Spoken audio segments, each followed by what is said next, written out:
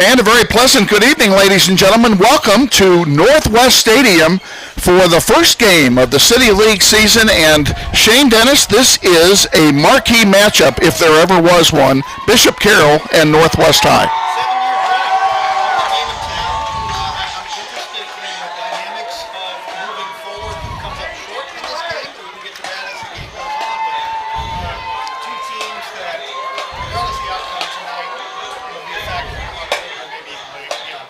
There are people who are already saying that this game will decide the City League, and I'm not going to make that statement because the City League is much improved this year.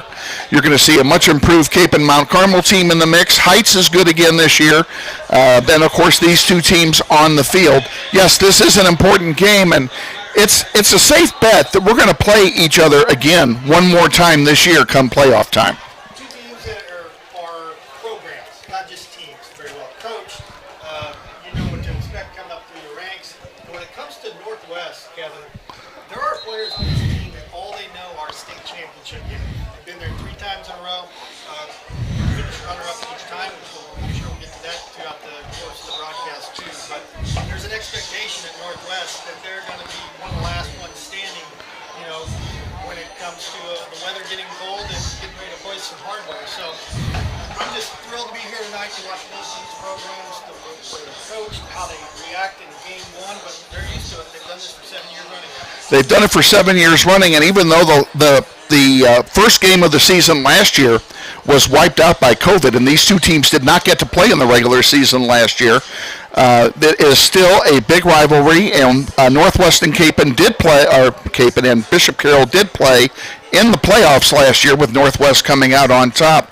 But Northwest has had Bishop Carroll's number. They've won this game 5 times in a row. And, you know, how often can you beat a good team consecutively? And that's what they've done.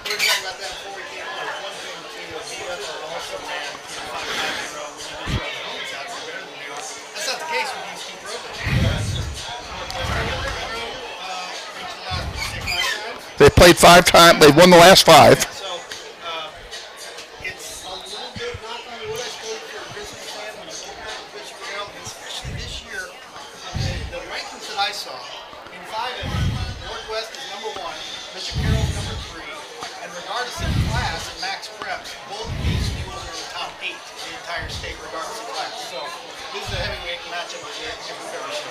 Let's take a moment, Shane, if we can, to welcome a new sponsor to our broadcast. This is the HTO pregame show, sponsored by HTO, and we thank them for sponsoring the Grizzly pregame show. And folks, there's still time to grab your favorite tea or snack before you come into the game tonight. HTO is located at 13th and Tyler, about 500 feet from the stadium.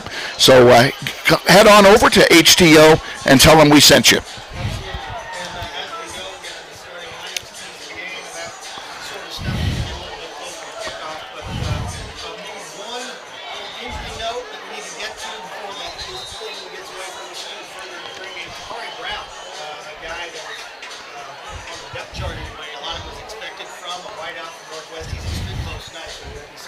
And we do not know. We assume that to be an injury, but you're right. He is unavailable tonight, and he is listed number 1 on their depth chart at wideout. So that's going to be a big loss for Northwest to pick up tonight, and we assume that we'll be seeing Jackson Byers and maybe some of the other wideouts like Kate O'Brien or Seth Coy taking his spot during the evening tonight.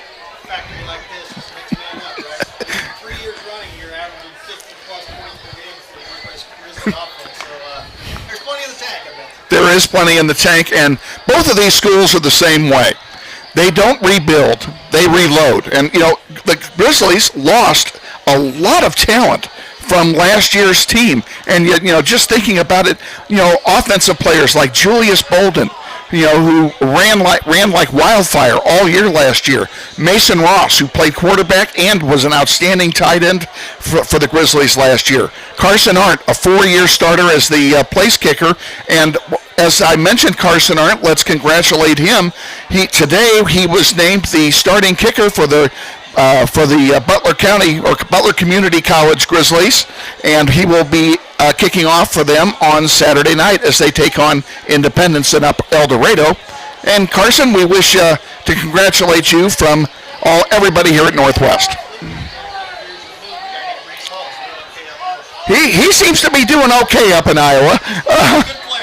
You know, they're talking. They've got Heisman talking in his and when he's in the sentence. So, you know, Brees, congratulations to you, and hope you have an outstanding season for the Iowa State Cyclones up there in Ames, Iowa.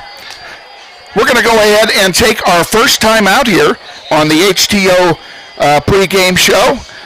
We'll send it back to the station for our break. We'll be back in 2 minutes. This is Grizzly football on ES. Okay. Yeah, go ahead and just put the interview right in.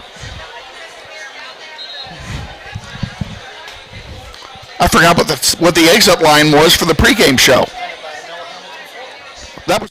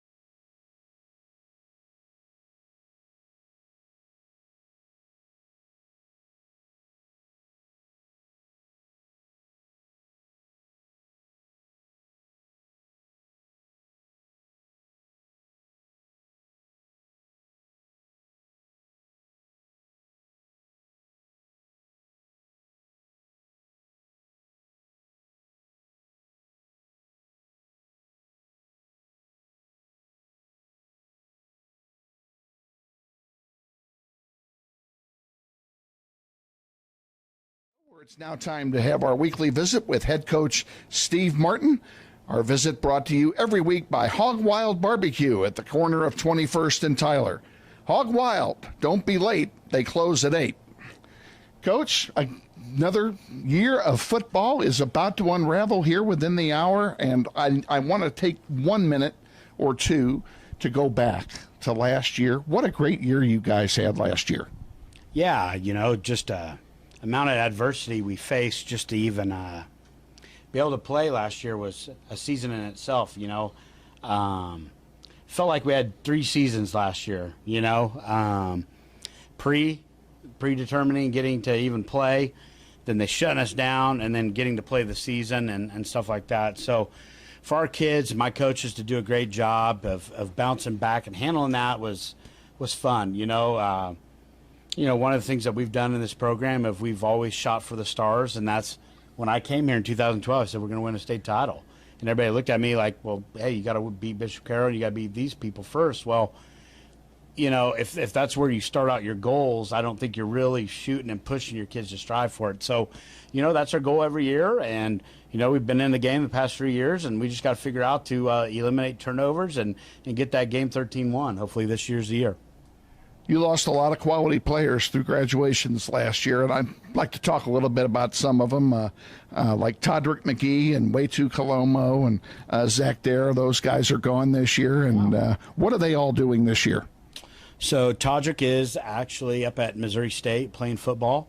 Waytu Colomo is at Northern Illinois playing football, and then Zach Dare is at Army at West Point playing football. So those guys seem to be doing well and, you know, representing our high school well in our community. So, you know, those guys are doing a great job. And, you know, there's others guys, I think, out of that class, there's quite a bit of guys that went on to play at the next level. So, you know, last week I saw Zaire Adkins and Josiah Hill were at our at our Grizzly Night Light scrimmage. So it's always good to see those guys come back, and I know they're fired up for the game tonight because I've been getting nothing but text messages already. So it's pretty cool when that happens. And I only mentioned 3 guys on defense. You know, you've got a whole bunch of offensive stars who have moved on. Julius Bolden, Jalen Martin, Mason Ross, Carson Arndt, Caleb Coleman. You're going to be a different-looking offense without those guys this year. Yeah, absolutely. Those guys all left their mark in our program. But, you know, before those guys, there was other guys they had to replace. And so I think what people are starting to figure out is with our development in our program is that these guys are reloading and our program's reloading because of the development we do with our guys, you know. And you know, I don't think the Buck's going to stop with those guys last year. We're very excited about our team this year. Let's talk about this year's team. Who's going to take the leadership roles this year? Well, right now, you know, I think it starts at our quarterback position with Jeremiah Moore. You know, last year there was so much uncertainty as who is that starting guy. You know, we kind of did by committee with Mason and Jeremiah until, you know, Jeremiah could show that he could grasp the entire offense and be able to put the ball in the air. And, you know, if the state title game was evidence, you know, I think Jeremiah surprised a lot of people by going 11 for 14 for 205 yards in the air. You know, a lot of people didn't expect that. And he really, really took himself to another level. And I think you're going to see a completely different Jeremiah Moore this year. And, you know, that's pretty scary for some opposing teams because he was pretty electric last year. And I think we haven't even scratched the surface of what he's able to do. But, you know, offensively, Jeremiah and Kavion Stallings, a 3-year starter for us on the offensive line, have just been a great job. And James Gilbertson, another senior offensive lineman, have just done a remarkable job of leading our offense and getting them where we need to be. But, you know, you flip over and you look at the other side of the ball. You know, you got Darius Diaz, a 3-year starter. You got Nate Carter, a 4-year starter. You got Zach Morford, a 3-year starter. So, you know, you're looking at those guys to kind of be those leaders and that next voice and guys that are going to be on to be Grizzly greats.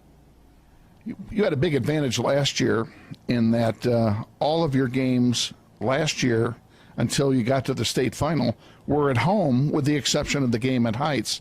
So you had a very home field leaning schedule. You don't have that this year. Is that going to make a difference? No, I think, you know, and when you play in the city, you're so used to getting on a bus and driving 10 minutes away, 15 minutes away. So it's really doesn't feel like an away game. You know, when you're a part of a smaller community, you know, I grew up in Andale. I remember having to travel to Smoky Valley for a playoff game or go to Clearwater. You know, it's a 45-minute drive. Those, you know, it's not really an away game, so to speak. But no, I like it. I actually like away games a little bit more than home games because it's less time for me to keep these guys corralled. So it's pretty bang bang when we got to go and get on a bus and go somewhere. So no, we're excited to get back to some sort of normalcy. One of the things that you're going to have at this game tonight against Bishop Carroll is a huge crowd, which, of course, we didn't have a Bishop Carroll game last year in the regular season, but, you know, we played so many games in front of empty stands, and now we're going to have a full house, standing room only. Yeah, it's one of those things. I think that's why, you know, when Alan Shuckman and I and Dusty, Coach Trail have been able to continue this, it's such a great event for the West Side and both school communities.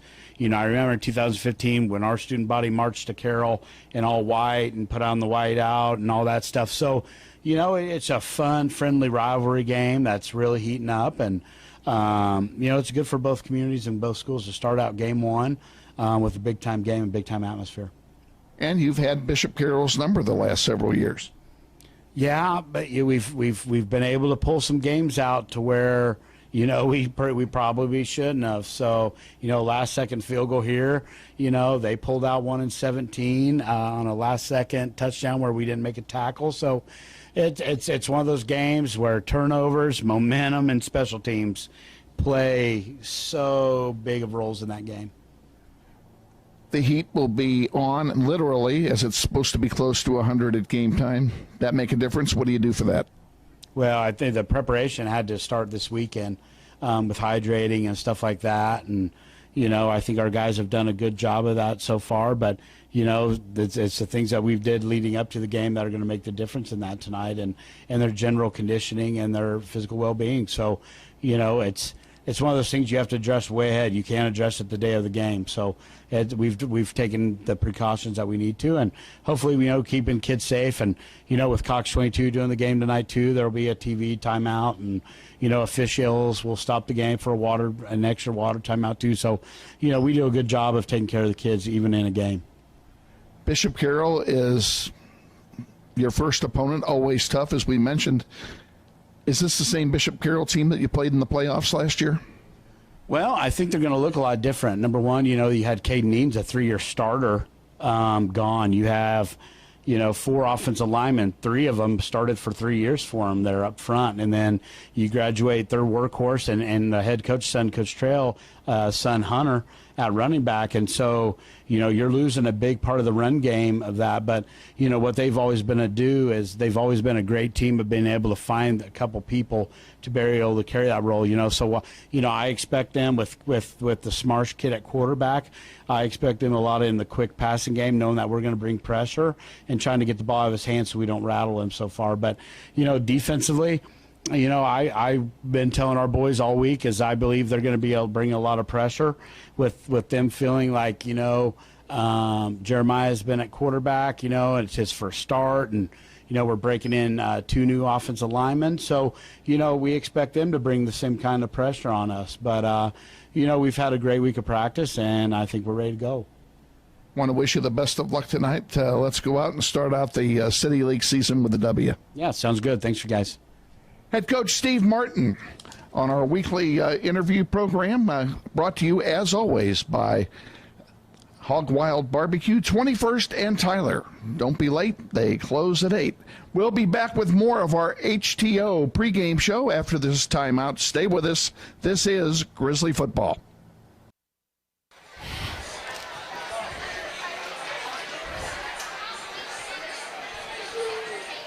Thank you. 2 minutes.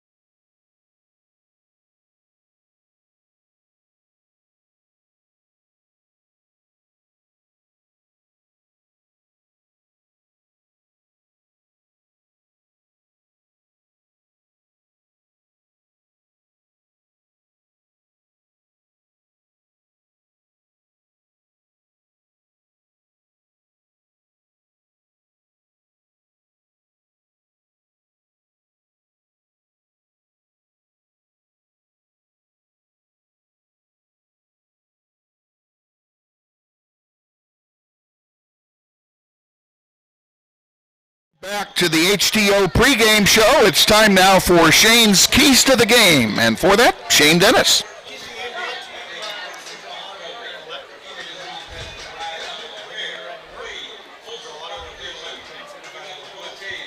The key for Northwest, Kevin, I think, is conditioning. And it's not that they're not used to playing fast, because they certainly are. It's like a pinball machine. But this is the game. This is different than practice. And when I'm maybe midway through the second quarter, that's when the fatigue might start to set in, the adrenaline wears off, and then how do you line up correctly? Do you jump? Do you hold your water on the snap count? A lot of that has to do with maybe mental conditioning as much as it does physical, because you guys like to play fast. You know that. And the key for Bishop Carroll, I think, tonight, 5 stops. Can you make Northwest punt,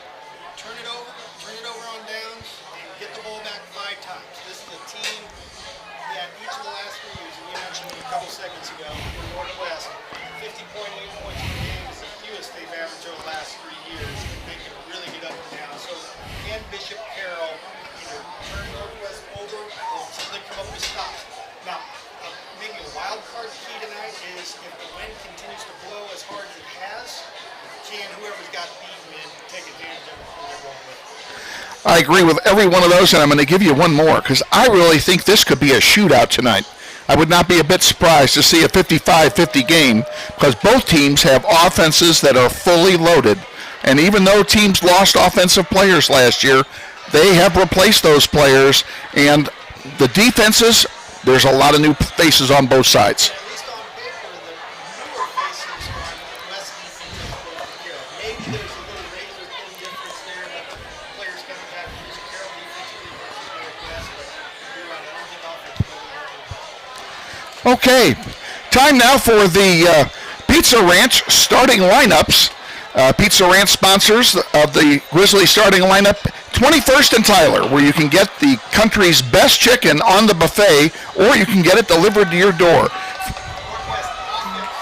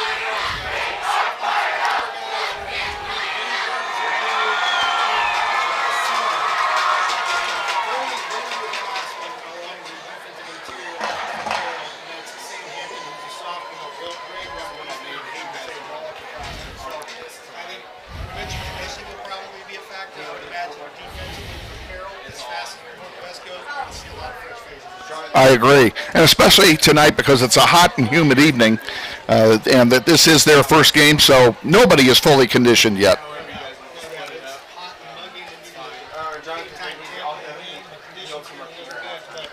little bit overcast now compared to what it was today, but it's still hot and humid and still. We're going to go ahead and take another break here in the HTO pregame show. We'll be back in mere moments. You're listening to Grizzly Football presented by Mel Hambelton Ford.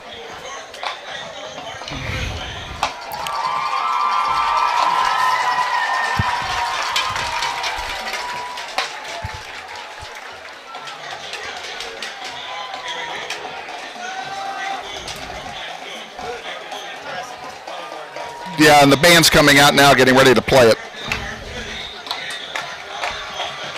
You're awesome.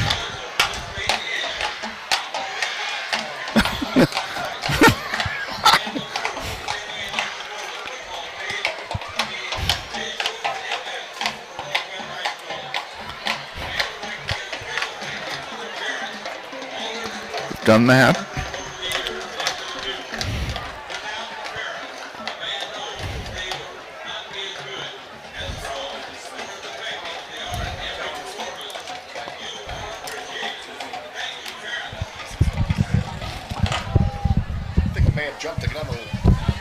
Jumped the gun a little bit on the lineups. I forgot about the coin toss.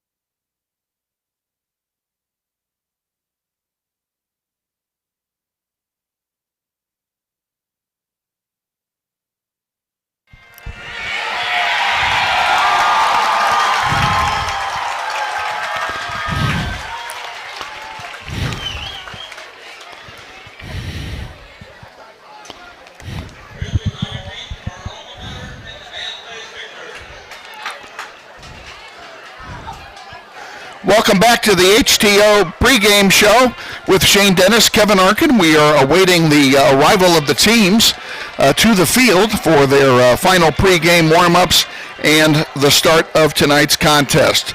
Shane, we couldn't ask for a better football environment. This place is packed.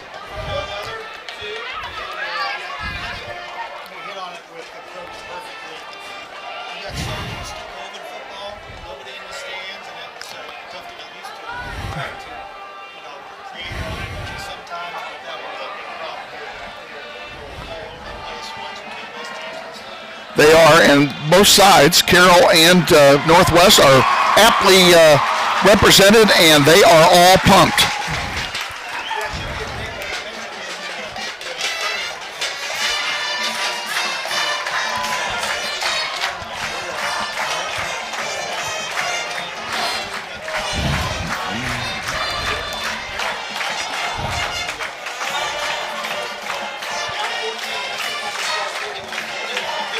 Yes.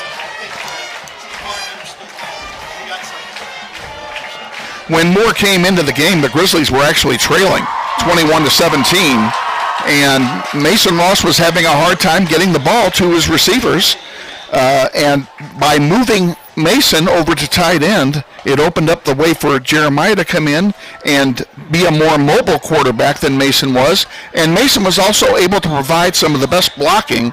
He was one of the best blockers on the team, and he was able to block at tight end.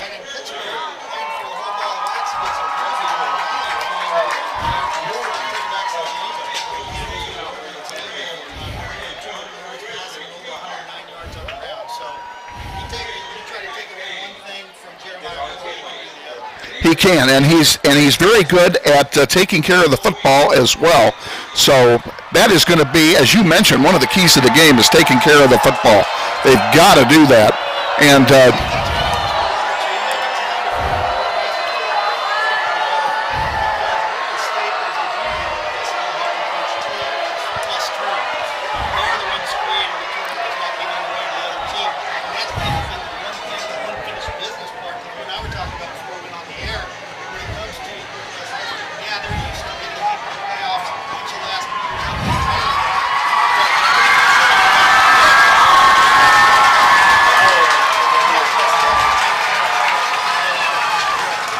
And the other flip side of that is our defense. Many of our turnovers from last year are gone. Waitu Coloma, who led the league in interceptions last year, has moved on. Zach Dare has moved on. You know, he recovered several fumbles last year. They're going to have to get those turnovers from somebody else, and it'll be interesting to see who the somebody else is.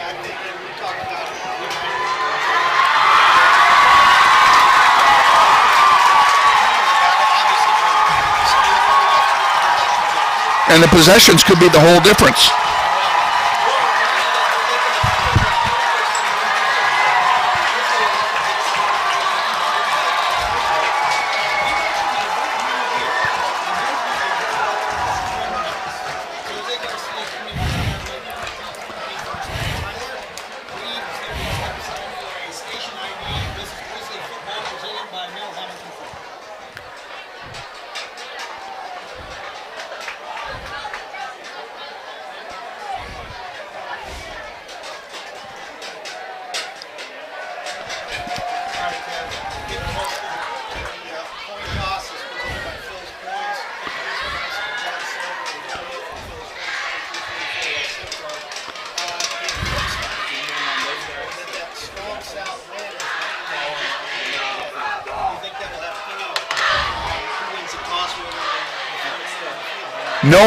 Knowing Steve Martin, if we win the toss, we will defend first and defer.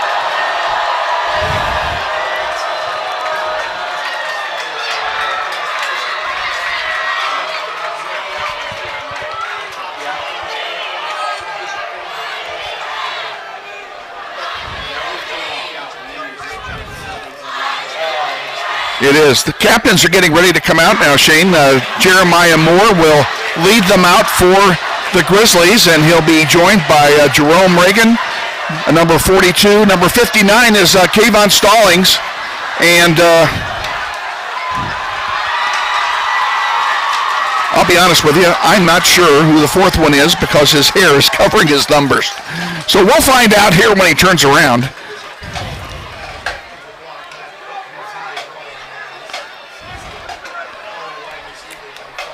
And they're shaking hands here, awaiting the coin flip from the referee.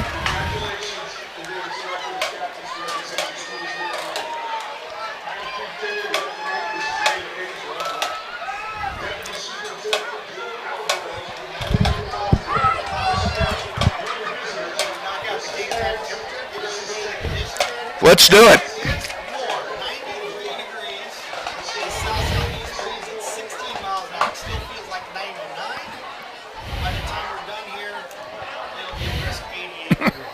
Your game time temperature brought to you by Joaquin Family and Cosmetic Dentistry, where they do implants and treat patients of all ages. Joaquin Family and Cosmetic Dentistry is located at the corner of Central and Woodchuck.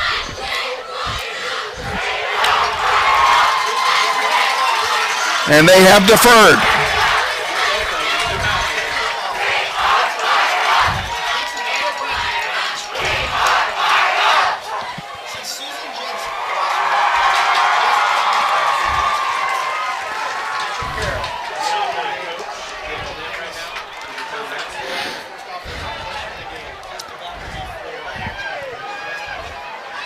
And our opening kickoff is being presented by Jensen Chiropractic. Your chiropractic, they do sports physicals there by charging you a mere $20. See Susan Jensen. They're right across from Northwest High, just down from Ziggy's Pizza over on 13th Street. And the officials huddle for one last time. We'll see the kickoff unit of the Grizzlies headed out there, and we would anticipate that the new kicker will handle the duties. New kicker being number 45, Braden Sauter, a 5'10", 170-pound soccer player who is doubling up and playing football. And quite honestly, that's what Carson Arndt did for 4 years as well. So Carson made it work. And we would anticipate that Braden will have no problem with that either. Carroll's offense, when they take the field, Chase Marsh, senior quarterback, will be at the controls. Blade is junior wideout along with Timothy Holton. Expect Luke Holton, a sophomore, to get some action at the receiver position. Jaden Williams and Salvador Fernandez will be the running back behind Chase Marsh. For Bishop Carroll Golden Eagles, starting lineup presented by Pizza. And we are awaiting the start of play. The Grizzlies will play from right to left as you're listening to the game. Carroll in their white uniforms will play from left to right, and Braden Sauter is indeed going to handle the kickoff chores for the Grizzlies here as he sets up on the far hash mark of the 40-yard line. And we're getting ready for another season of high school football here at Northwest High.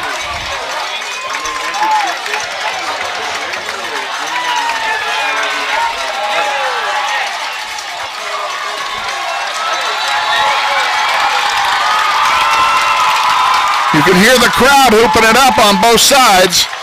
And here we go. The kick is in the air. It's long. It's deep. And it is taken on the near side. Up to the 20, 25. A big hole down to the 40, the 50. Inside the 40 and down. Taken down there by Jeremiah Harris of the Grizzlies. And what a run back by Michael Polly of the Golden Eagles. No.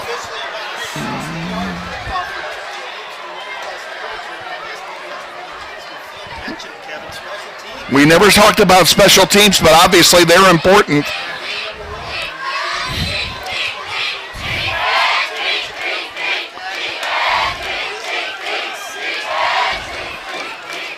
Chase Marsh at quarterback for the Golden Eagles. A handoff. A quick turn up the left side and good yardage. 6 yards on the play by Matt Holthusen. It'll be 2nd down and 4 yards to go. The ball's right on the 30. Bishop Carroll's got to go hurry up too. No huddle right to the line of scrimmage. Using took an in around from the right spot. Across the formation on the left side. Jaden Williams is in the backfield along with Smarsh. They just got the play from the sideline and awaiting the snap. 2 wideouts to the near side, 2 to the far side. This will be a running play by Williams, and he goes nowhere. In fact, he'll lose a yard. A swarm of Northwest tacklers on the play. He loses 2. It's 3rd down and 6.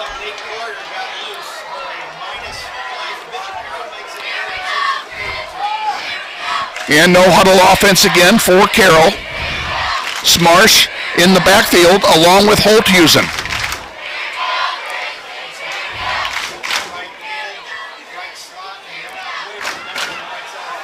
A fake pass, and now Holthusen is tackled for a loss of 3 yards, and it's going to be 4th down and 10 to go.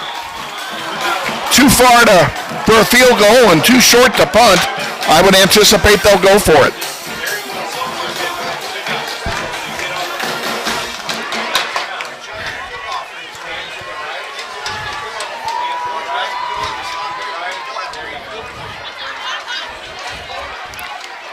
Carroll getting the play in. Now the ball is on the near hash at the 36.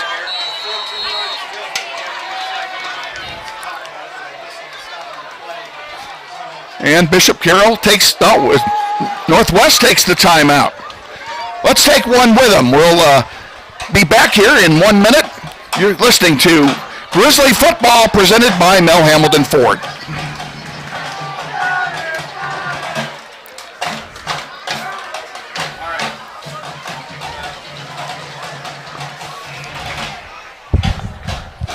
Good? We're only getting one of you. So you pick which one you want to hear. You're only getting one of You or us? Shane. He's not hearing both of us. I don't know why. It's all right. I mean, it is what it is. Thank you.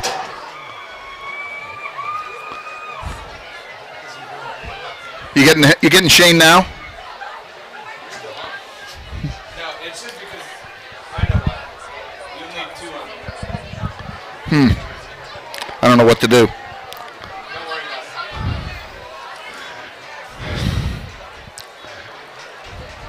Come on.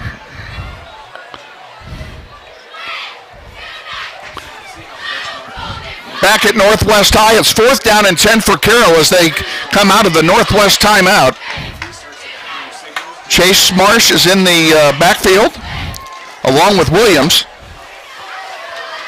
They've got 3 wideouts to the top side and 1 here right in front of us on what is most likely to be a pass play.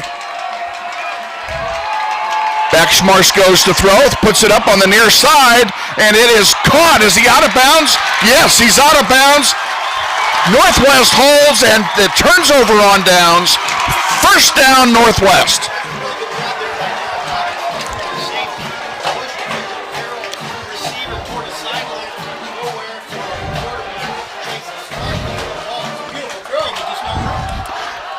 And they went with the short side instead of the long side, hoping to fool the Grizzlies, and they did not bite. Jeremiah Moore in the backfield for the Grizzlies. Takes it, going to keep it himself, run up the near side, cuts up, and is quickly corralled for a no gainer.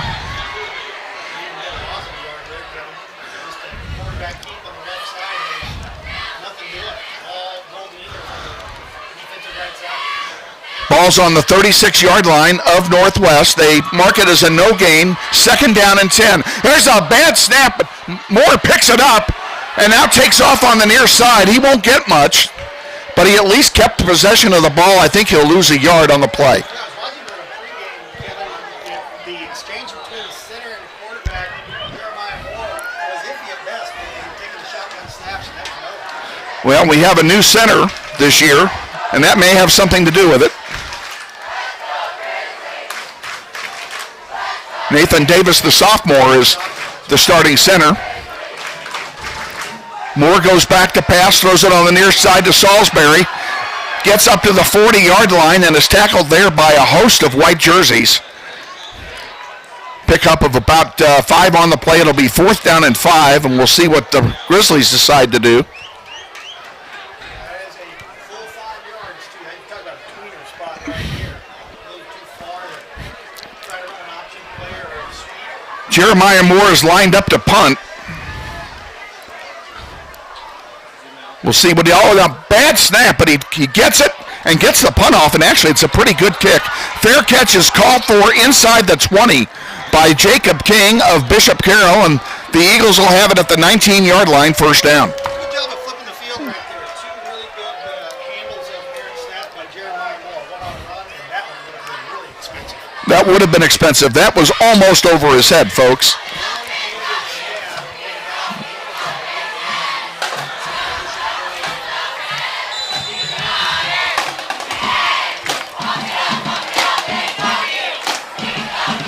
Chase Marsh is in the backfield at quarterback. Roland Powell is in there with him, number 8. And a fake pass, and Smarsh keeps it himself, runs it right up the middle, gets pretty decent yardage, picks up 5 yards or so. And they give him 4 yards. We'll call it 2nd down and 6 to go.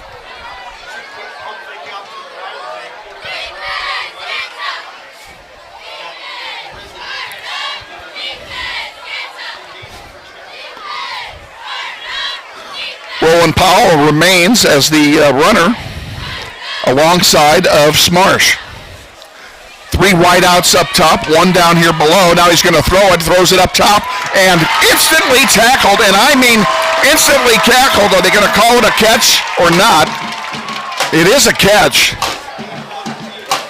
Dontrell Harris made the stop for the Grizzlies.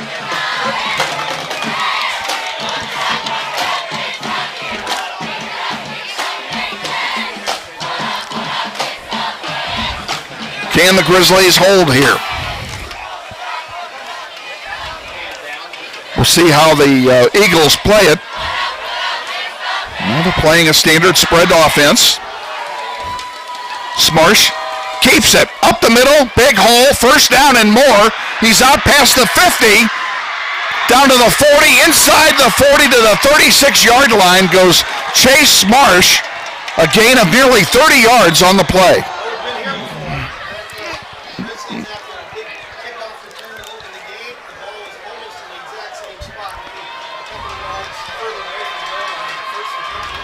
Smarsh keeps this one again, and he's tackled instantly.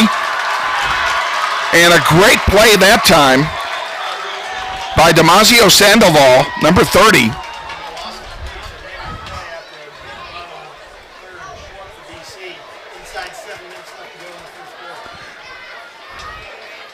Second down, 13 to go. Ball's on the 41-yard line of Northwest.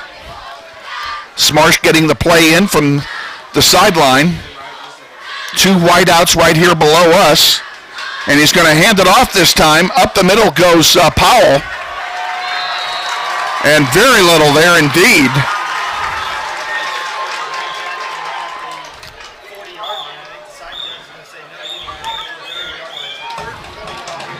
Darius Diaz gets credit for the tackle on that play. He led the charge and held him. It's going to stay third. It's going to stay 3rd and 13 for a no-gainer on the play. Can the Grizzlies hold here on what is a big 3rd down opportunity?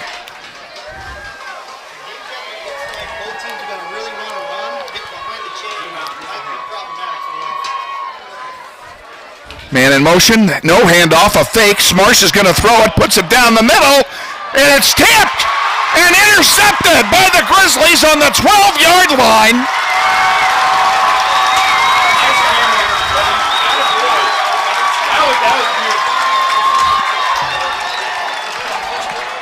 And the turnovers are so critical. That stifles the Bishop Carroll drive. Grizzlies will have it deep in their own territory, but it is their ball on the 12-yard line, and they'll have it 1st down and 10 to go. Jeremiah Moore in the backfield. Hands it off, Sweep up the near side and collared very quickly that time.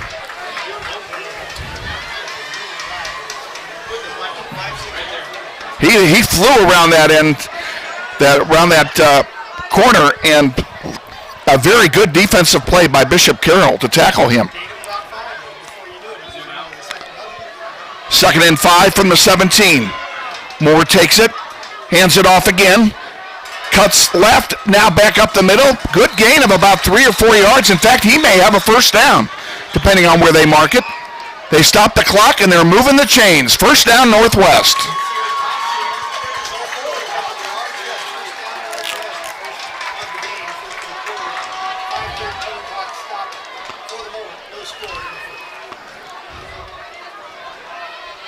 They spot the ball at the 19-yard line. I'm sorry, the 24-yard line, where it will be first down.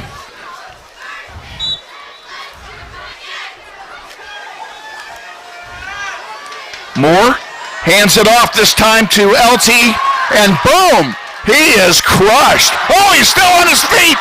My bad, he sweeps on the near side. Big run up the middle, 50, 40. Down at the 38-yard line is L.J. Phillips for a huge gainer.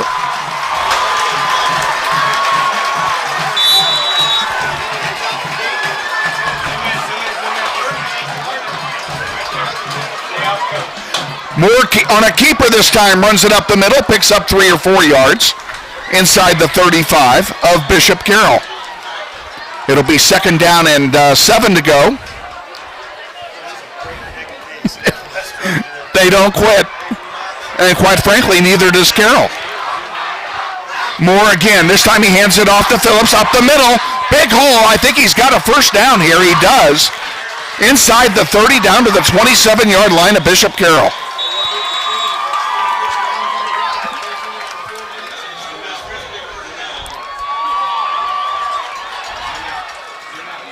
Moore again. Thomas is in the backfield with him, and a handoff. Good for 4 or 5 yards. The offensive line made the push that time for Sincere Thompson, and he picks up 5. Excuse me.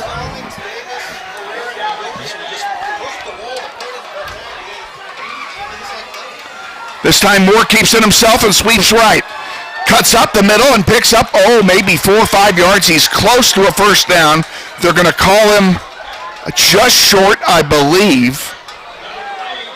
They mark it half a foot short of a first down, where it'll be 3rd down and 1 to go. The ball on the 18-yard line of Bishop Carroll, and the Grizzlies are on the move.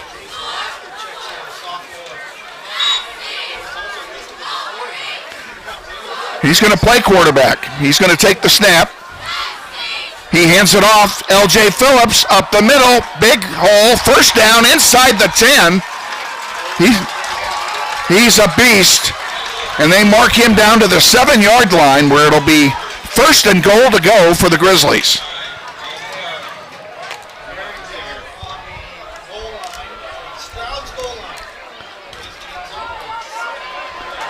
Here's Moore. Walks in untouched. Grizzly touchdown into the Stroud end zone.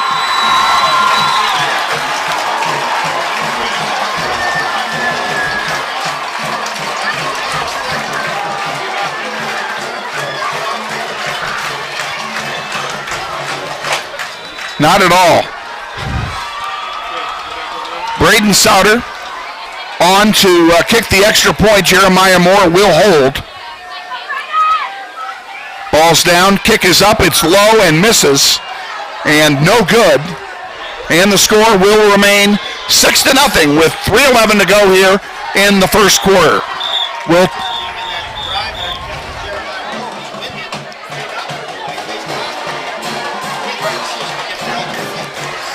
We'll be back. We'll be back in just a moment. You're listening to Grizzly Football, presented by Mel Hamilton Ford.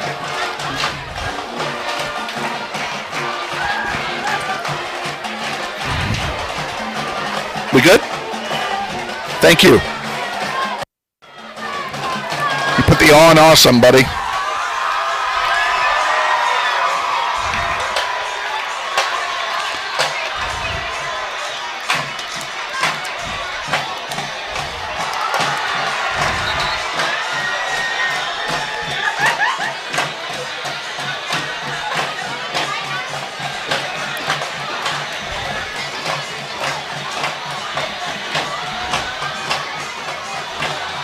Make this the last one.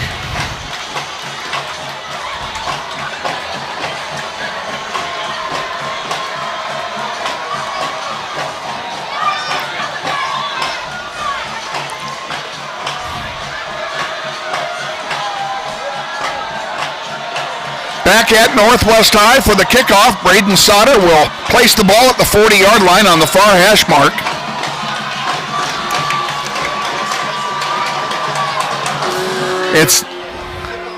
This one's going to go out of bounds. It'll be a penalty. Yeah. That's an execution error there. And Bishop Carroll's going to get some decent field position to start this drive with 3:11 remaining in the first quarter. They'll have it at their 35-yard line, trailing 6-0. LJ Phillips already midway through a 3-yard gain, 3 carries, 58 yards, including that giant 40-yarder. He's a beast, and they're going to be counting on him. He's going to pick up the slack from Julius Bolden from last year. Chase Marsh in the backfield along with Williams for Bishop Carroll. Ball on the near hash. Snap is to Smarsh. He fumbles it. And then, I don't know, they're ruling, I'm going to believe they're going to rule that an incomplete pass. The ball popped out of his hand as he was throwing it, but I believe his arm went forward.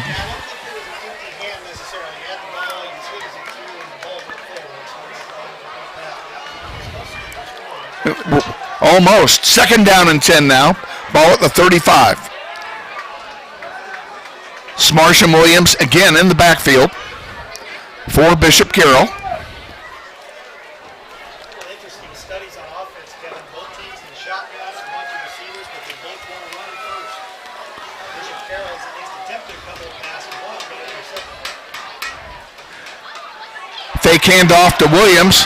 Now coming on the near side, Smarsh throws it. He is hit as he throws it, and the ball is tipped, goes out of bounds, and it'll be an incomplete pass. Are they going to call interference on Northwest?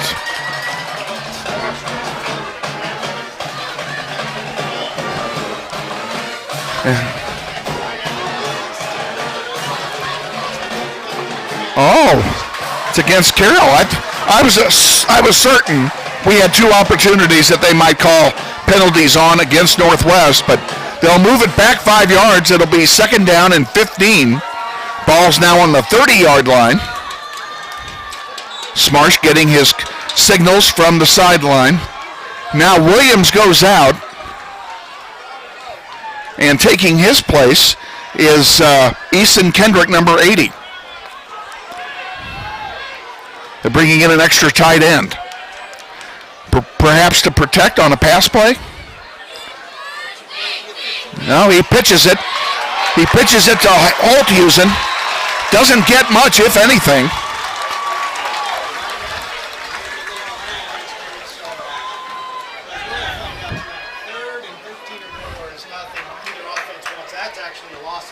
That is a loss of 5. I didn't realize that it had been that big a loss. The ball's marked at the 25-yard line. 3rd down and 20 to go.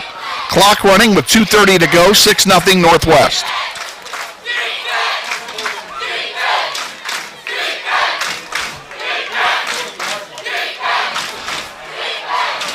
There's a pass rush. Oh, Smarsh gets away. He's knocked out of bounds, well short of the 1st down. He's knocked out of the 36. It'll be 4th down and long, excuse me. And we'll see how they play it here. Most importantly, 4th and long into the wind on the wrong side of the field for Bishop Carroll. And that's exactly what they're pretending to do here. Now there's a timeout taken. And I think this is a Carroll timeout. No, it's a Northwest timeout.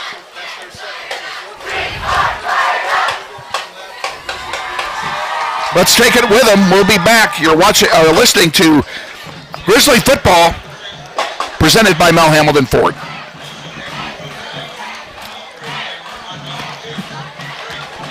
One minute, please. Yes.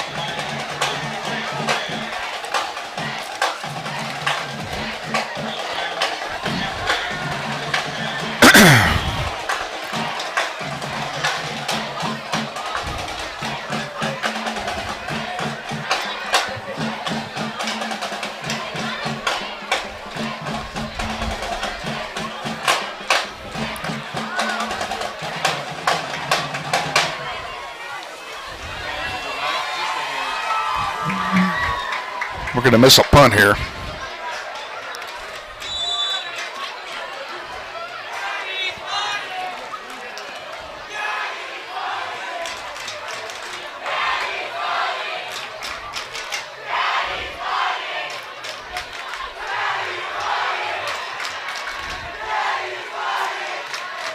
No problem. Back at Northwest High, Bishop Carroll just now punted, and the ball is down by Carroll at the 20-yard line of Northwest, and that's where they'll have it.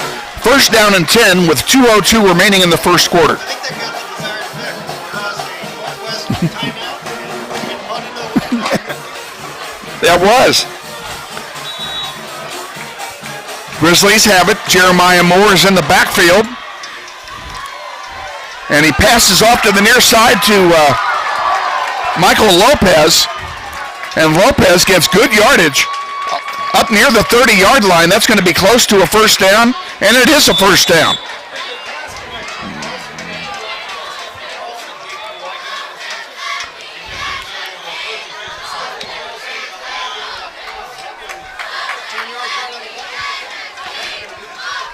First down and 10. Jeremiah Moore throws it on the far side. And lots of room. And unfortunately, the receiver slipped and his knee hit the turf.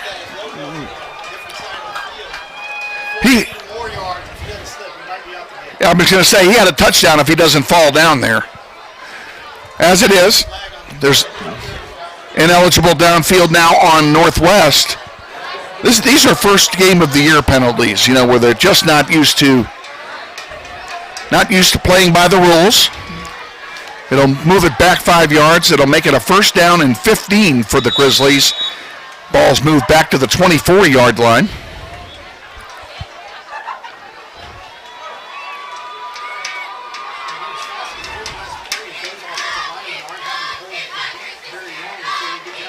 Moore keeps it himself, sweeps to the right side, now cuts up the middle and picks up good yardage. He'll pick up 5 or 6.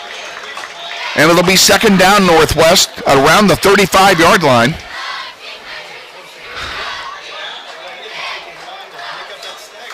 It does not. Second down.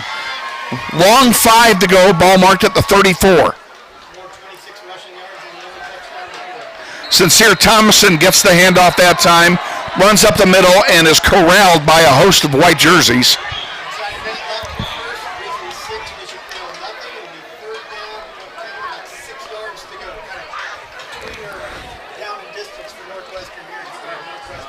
And they have options because they can pick up 6 yards on a running play very easily. Jeremiah Moore keeps it. He's going to run it himself. Big hole up the middle, and there he goes. 40, 30, 20, 10, 5, touchdown. Jeremiah Moore, 12-0.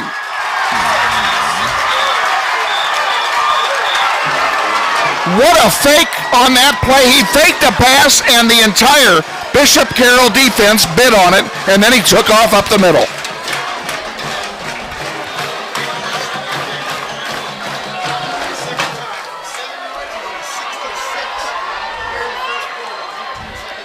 Sauter will kick the extra point. Ball's down by Moore. Kick is up, and it is good. And with 19 seconds to go here in the first quarter, Grizzlies extend their lead. It's now 13-0.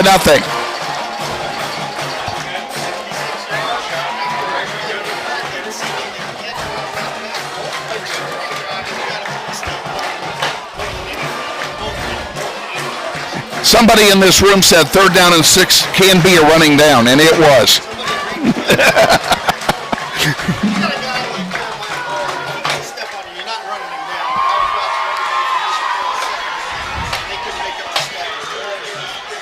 He is. He is quick and he's fast. He's got some wheels.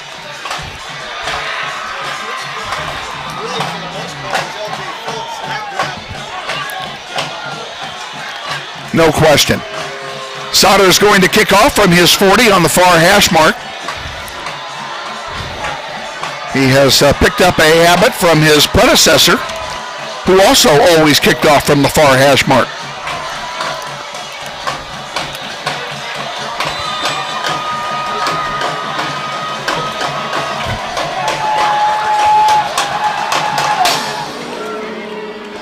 ball goes to Noah Mall, who watches it bounce. He's got it on the 12, 15. Tackled there. 2 guys have him, and that's it, folks. He has a 4-yard run back after the special teams corralled Noah Mall from Bishop Carroll. Absolutely. So it's first down for Carroll and 10 to go. Ball's marked on the 17-yard line. Grizzlies lead 13-0.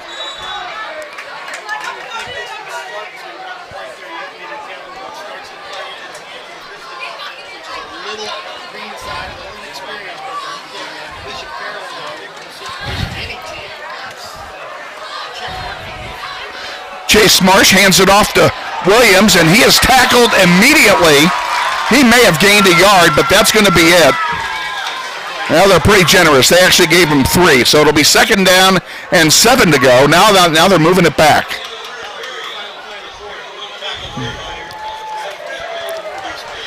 After 1 quarter, 13-0, Grizzlies lead. You're listening to Grizzly Football presented by Mel Hamilton Ford.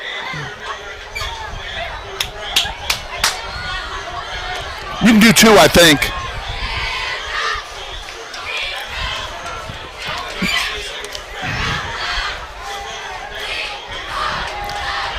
We okay?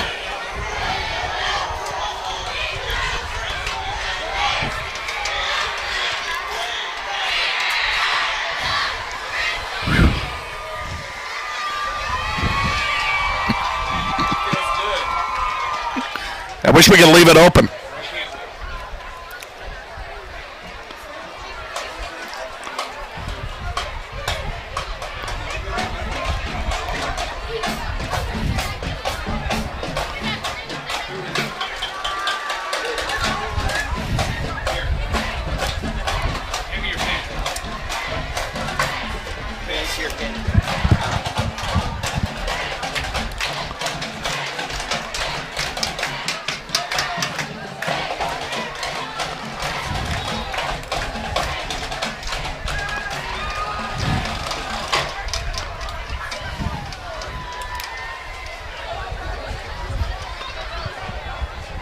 They don't kick off at quarter.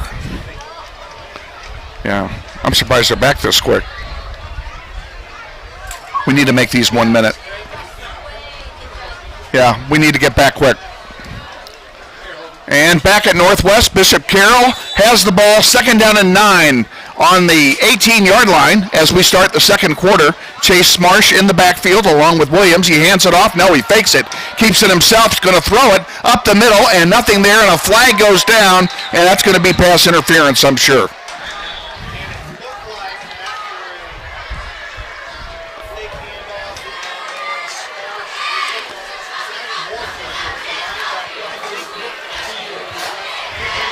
Had his hand buried in the guy's back.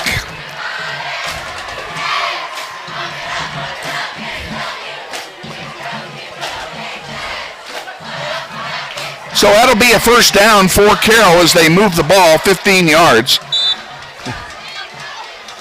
Ball's now spotted at the 33-yard line of Carroll. Smarsh fakes a handoff, runs it himself up the right side and picks up maybe a yard. A nice defensive play there by the Grizzlies. Corbin Verduzco, who made the tackle, he has been busy, and they're going to give him 1 yard only. So that's a great stop by Verduzco.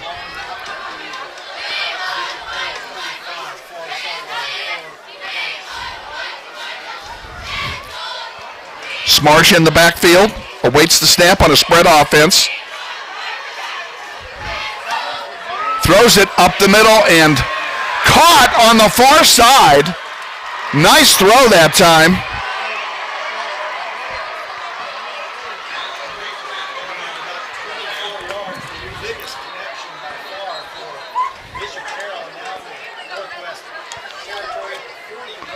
Matt Holthusen, the receiver on that play, and a big gainer for Carroll, puts it into Northwest territory. It was. And the receiver had a defender hanging all over him the whole time. Over the top. Yep. Yep, he did it.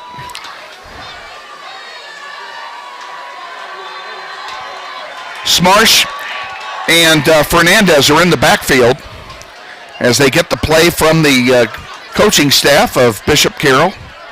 Two wideouts on the near side, one on top, double tight end set. Handoff up the middle to Fernandez. He gets through the first line and then is crushed. And I mean crushed by Darius Diaz after a gain of about 2 yards.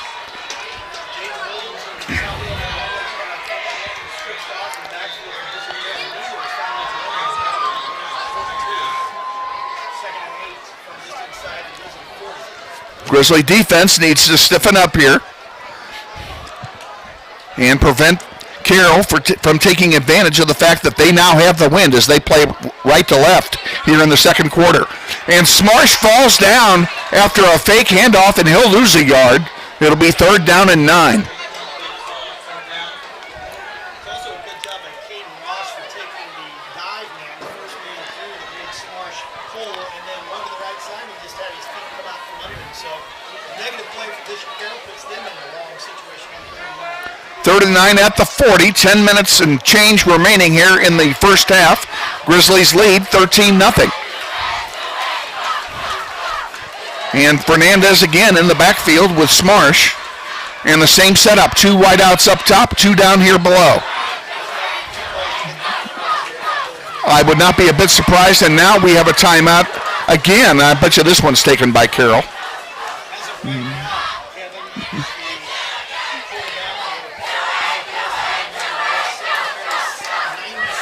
Wow. Okay, we do have a timeout. We're going to go ahead and keep it here since we were late finding out about this timeout. So you got 9 yards to get a first down. You're at the 40-yard line of your opponent, and you're Carroll. What do you run here?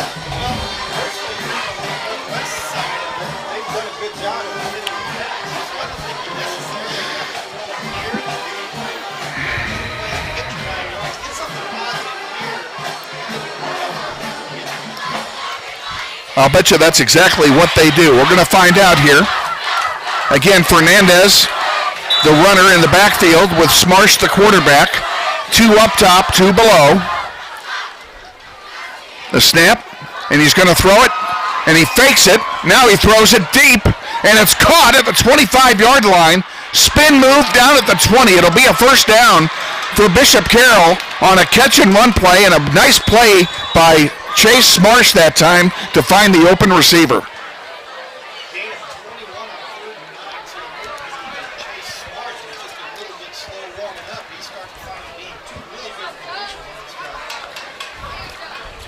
First down, they do spot it on the 19.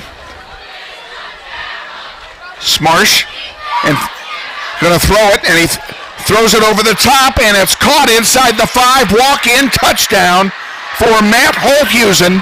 And Bishop Carroll is on the board.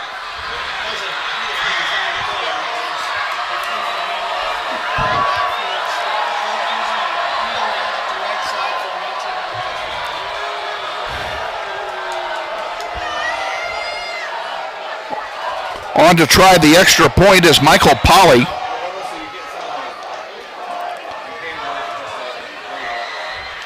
For Bishop Carroll. There's the snap, ball's down, kick is up, and it is good.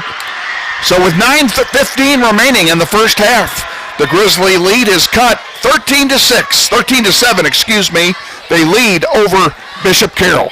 You're listening to Grizzly Football presented by Mel Hamilton Ford.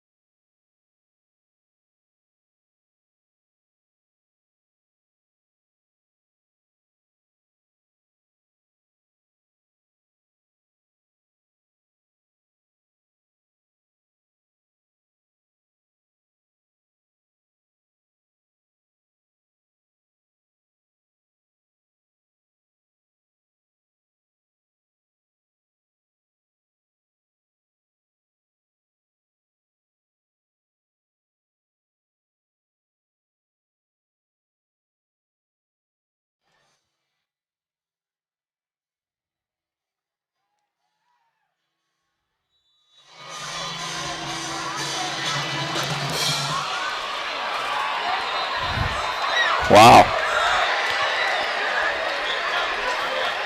And we're back at Northwest. Michael Polly has just kicked it off, and the ball was somewhere near Newton. That ball with the wind sailed through the end zone on a fly. It'll be a touchback. Maybe through the upright side. It was close anyway. 1st and 10 for the Grizzlies. They have it at their own 20. Jeremiah Moore at quarterback. That last drive, Kevin And he threw some good balls. Moore has it, fakes a pitch, and then brings it up himself, gets good yardage, picks up about 5. Out to the 27-yard line. And it'll be 2nd down there, and let's call it 4 to go.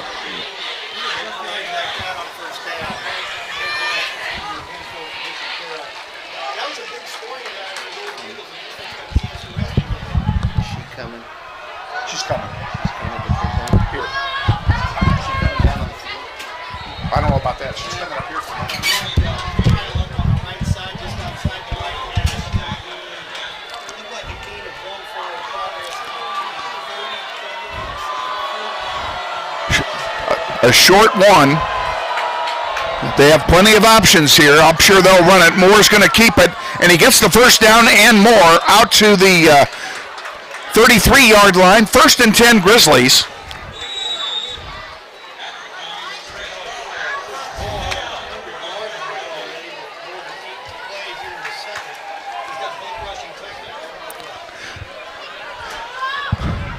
On 1st down. This time the handoff is to Sincere Thompson, and he picks up a couple before he's pushed back by 4 white shirts. Auction offense, Kevin, it's hitting that hole hard, and Thompson certainly did there. He got 2 yards before he left. He pushed him back before they pushed him back. Creative and moving point of attack. Picks up 3, 2nd down and 7. Ball spotted at the 35-yard line of Northwest. Phillips in the backfield will lead block for Jeremiah Moore, and he's out. Plenty of good yardage. 1st down yardage to the 44-yard line.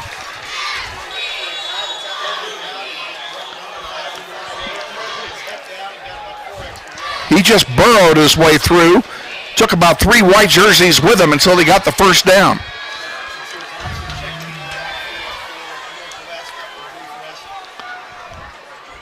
Moore takes the snap, hands it off up the middle. That's Phillips, and Phillips will pick up 3 or 4 yards. I can't believe it's all on this thing. I think Bishop Carroll's going to take a timeout on defense. I would not be a bit surprised. Midway through the 2nd, and Northwest having its way over. 2nd down and 6, 7 minutes to go. Grizzlies up by a touchdown. Michael Lopez gets the pass from Jeremiah Moore, and he is close to 1st down yardage. We'll see how they mark it. And what are they going to do? They still haven't moved him. Now they're going. 1st down and 10 Grizzlies. Ball's at the 45-yard line of Carroll on a quick snap. And I think they weren't ready. Everybody was ready, but not the officials. And they're going to call that a false start on Northwest. Yeah. The chain gang wasn't. And the referee had not signaled play because he was starting to wind the clock after the ball got snapped. So it's 1st down and 15 from midfield for the Grizzlies. Clock running, 6:30 to go, 1st half. This time Thompson, a big hole for Thompson. Down to the 30-yard line of Bishop Carroll, 1st down. He picked up 18 yards on that carry.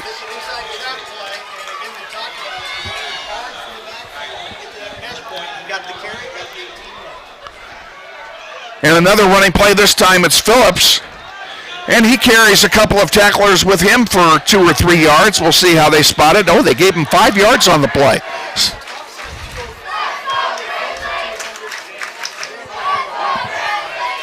There's 3 big boys out there, that's for sure.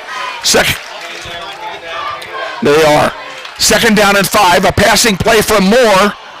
And it's incomplete. He was trying to throw it down the middle, intended for Lopez.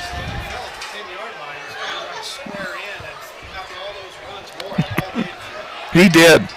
3rd down and 5 now. Ball's at the 27. 5:45 remaining till half. 13-7 Grizzlies lead.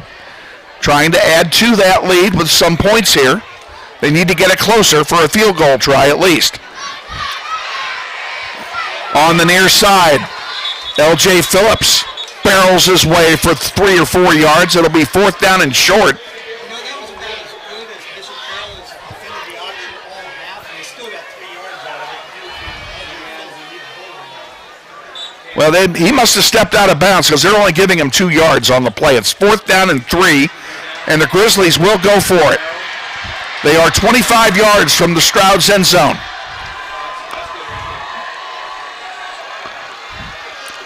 A handoff to Thompson, and he is tackled immediately, and they're going to turn it over on downs here. Bishop Carroll will take it 1st down and 10 on their 25-yard line. The same play as you see here, Thompson ripped off the 18-yard gain and continued to go fast, but Bishop Carroll was ready for it that time. So 5.5 left to go in the second. Bishop Carroll trailing Northwest 13-7. They get a turnover on downs. That's one of those stops in the water. Indeed.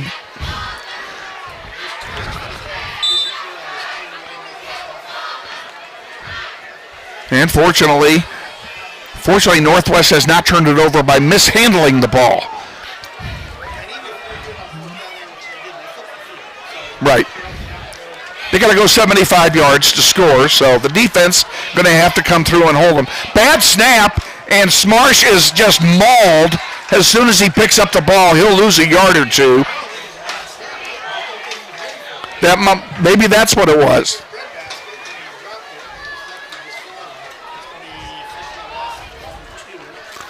2nd down and 12. Ball's back on the 22-yard line now. Clock running.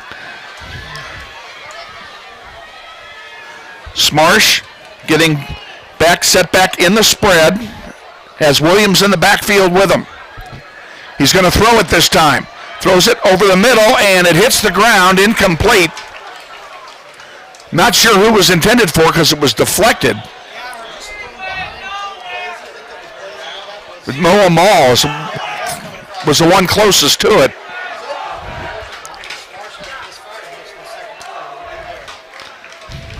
Now is a big defensive opportunity for Northwest. You get to nothing or a minus gain here in your first punt, and shoot the field position. Maybe one more drive. 3rd down and 12 to go for Carroll on their own 22-yard line. Smarsh is going to throw it again, puts it up on the far side. A drop it in the bucket pass, and this may result in a touchdown. 30-25, 20-15-10, and Holthusen scores from...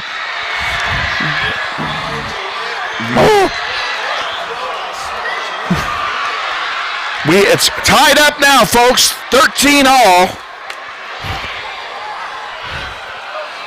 What a beautiful throw.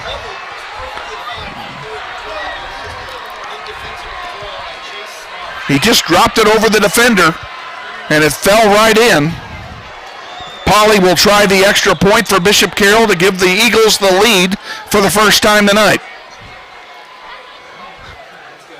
Ball's down, kick is up, and a flag flies, so let's see what that's all about. I'm going to bet you there's a false start there. We'll see what the officials say. It is false start against Bishop Carroll. They'll do it over, make it a little more interesting. It has. One major penalty, and that pass interference penalty earlier by the Grizzlies, which didn't hurt them as it turns out. So Polly will try the extra point now from the 15. So it'll be a 25-yard attempt. He lines up. There's the snap. Ball's down. Kick is blocked by the Grizzlies. And fallen on. The ball is now dead. Nice play by the Grizzlies to block that one. It was Dontrell Harris who fell on the ball. I did not see, Shane, who it was that blocked it. And the game will stay tied at 13 with 4:40 to go. You're listening to Grizzly Football presented by Mel Hambledon Ford. 1 minute, please.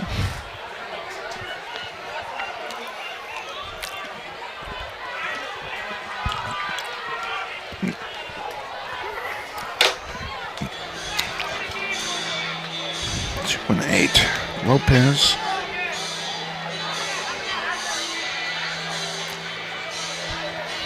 Okay.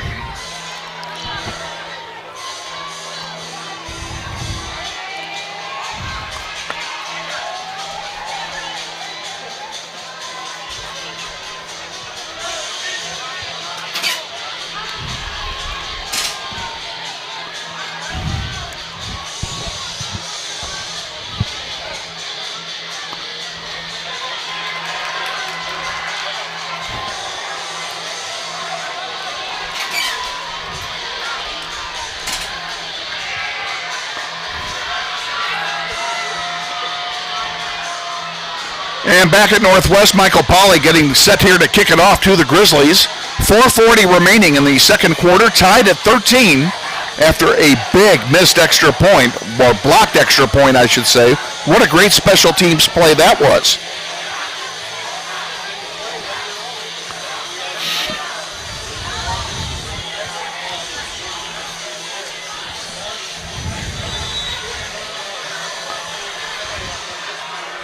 He has been lighting them up.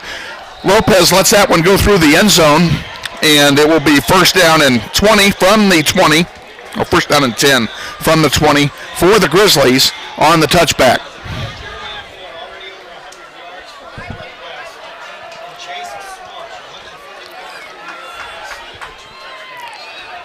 In the backfield, we have Jeremiah Moore, L.J. Phillips, and Sincere Thompson, all of them back there, so who will get the ball?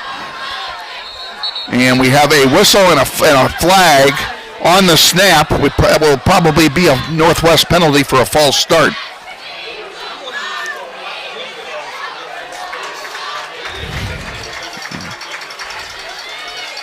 Yeah, Bishop Carroll for offside.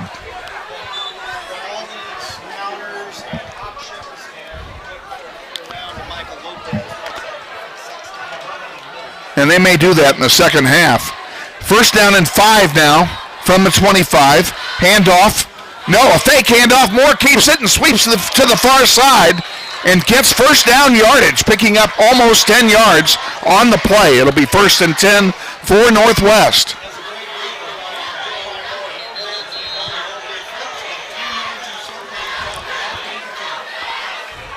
They spot the ball at the 35-yard line.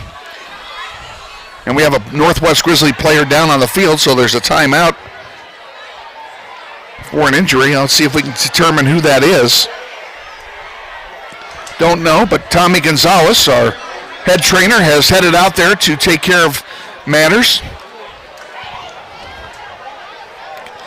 Let's go ahead and send it to a break. You're listening to Grizzly Football, presented by Mel Hamilton Ford.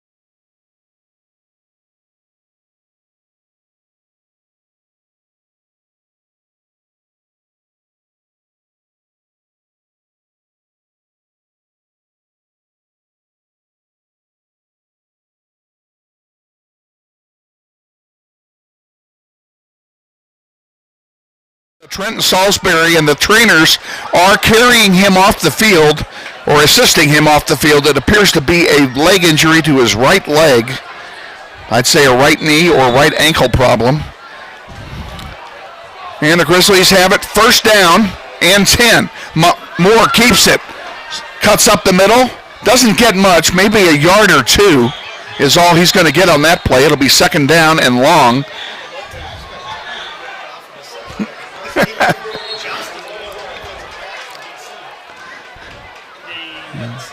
Second and a short 8. Long 8, I should say. Ball spotted at the 37-yard line of Northwest. Same trio in the backfield, Moore, Phillips, and Thompson. Moore takes the snap. He's going to go back to throw it, throws it on the near side, and all right through the wickets of Randall Bell. That was a first down catch if he hangs on to it, and went right through his fingers. I'm sure he wants that one back.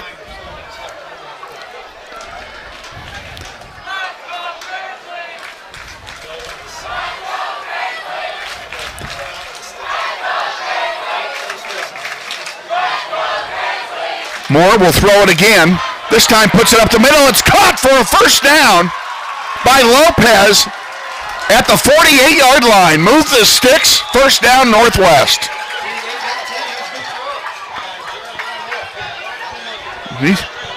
And yeah, he threw a bullet that time, did Moore. Phillips takes the handoff, sweeps to the near side, picks up 5 yards or so, still on his feet, gets down to the 45-yard line of Carroll. That'll be a 7-yard gain.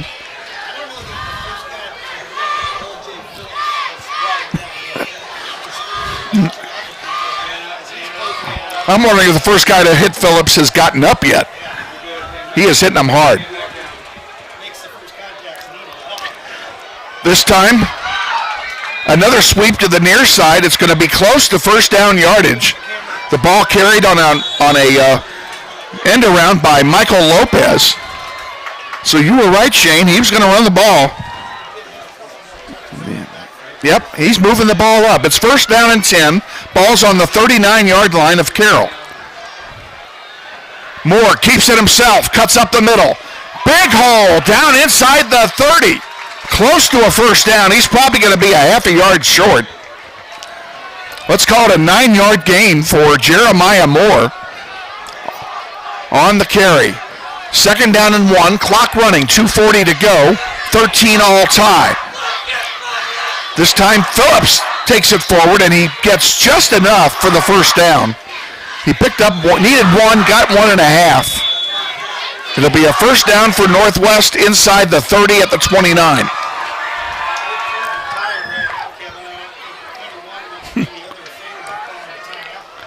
I could not agree more. I wouldn't have called a timeout at this point.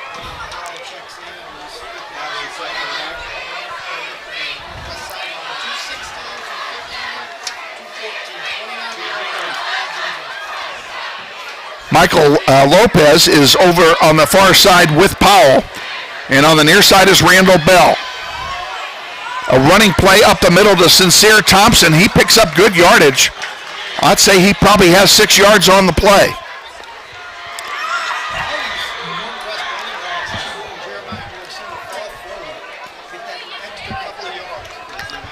They do, and the fall forward got him a couple extra yards. It's second down and 4 from the 23-yard line of Bishop Carroll. A little confusion in the backfield here for Northwest. They're going to get it straightened out. Here we go. Moore awaiting the snap. Now we have Lopez in motion to the near side. And a handoff to Phillips. And somehow he broke the first tackle, but he's not going to get to the line of scrimmage. It'll be a lost play.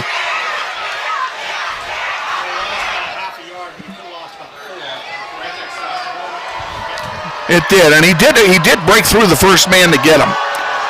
Third down, a long 6 to go, 1 minute remaining here in the first half.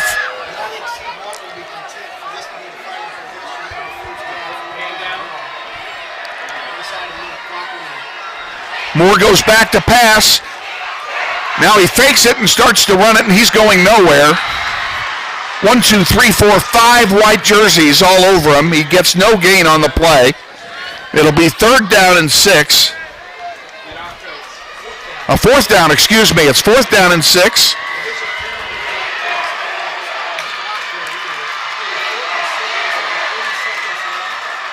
Let's see if he makes it. He's going for a pass play. He throws it, and it's caught at the 15-yard line with 23 seconds to go.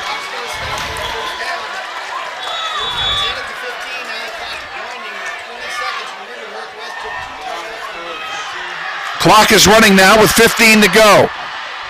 They did some quick substitutions. Moore needs the snap in a hurry. He gets it, he throws it into the end zone and over the end zone, incomplete. It'll be second down and 10 from the 15 with 6 seconds to go in the half. 8 or 10 seconds got to burn off the clock there trying to get lined up. This is probably going to be the last play of the half. Would you kick here? It will only be a 32-yarder. Depends on how much faith we have in Sauter. It's into a little bit of a breeze in the right half. They appear to be going for it with 6 seconds to go. Sincere Thompson and L.J. Phillips are in the backfield with Jeremiah Moore. Lopez in motion, up to the far side. He throws it into the end zone for Lopez, and it's knocked away. Great defensive play by Bishop Carroll.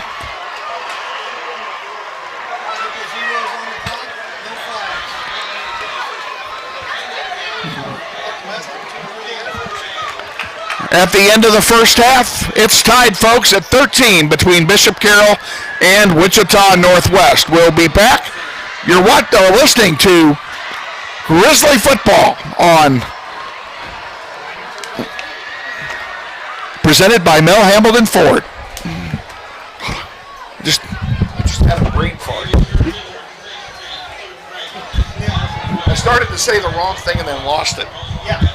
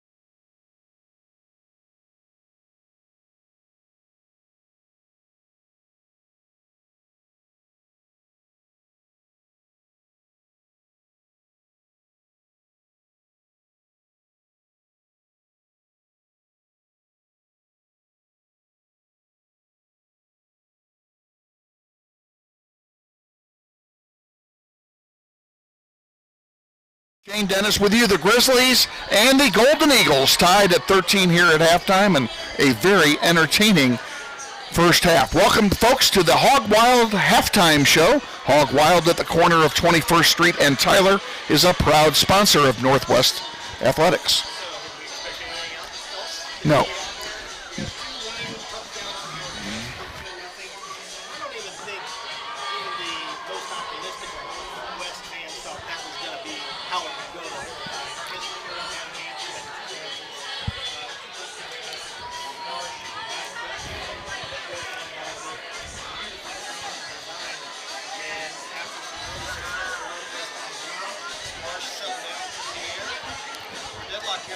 And Smarsh was impressive, especially on their last two drives. He can drop a ball in there.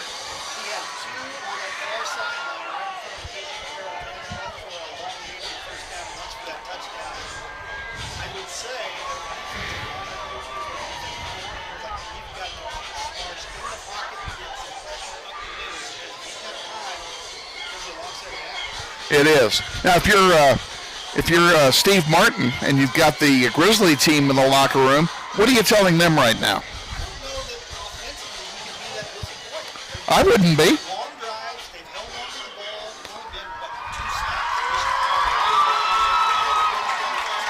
Right. And then I guess 3 if you count that very last play in the first half where they mismanaged the clock. No, I wouldn't count that as. I mean, it statistically yes, but not realistically. You look at things offensively for Northwest. Jeremiah Moore has 13 carries for 140 yards and 2 touchdowns. LJ Phillips, his running back, has 8 carries for 75 yards on the ground. And that's not even counting Jeremiah Moore's passing yards. So even though you only have 13 points, considering it's your first game and considering the opponent, that's pretty good offensive output for us. It is. I think they had a great offensive first half.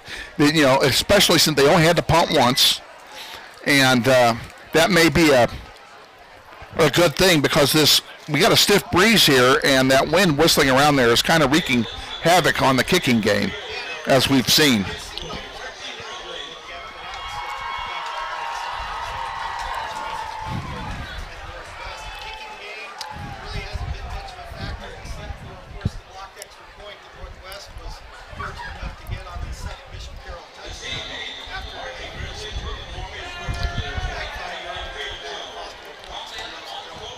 Well, so far it's big because it would have given them the lead, and instead we're tied at 13 here at halftime. We haven't said much about the crowd. I'm going to do it now. This place is packed. That's standing room only here at Northwest High, and I look now toward the concession stands. There's 2 of them. They opened a second concession stand for this big crowd. There must be 1,000 people up there right now. I think so, or for school. All these kids have school tomorrow. That's the downside of Thursday night games. That's the reason I don't like Thursday night football. Yeah.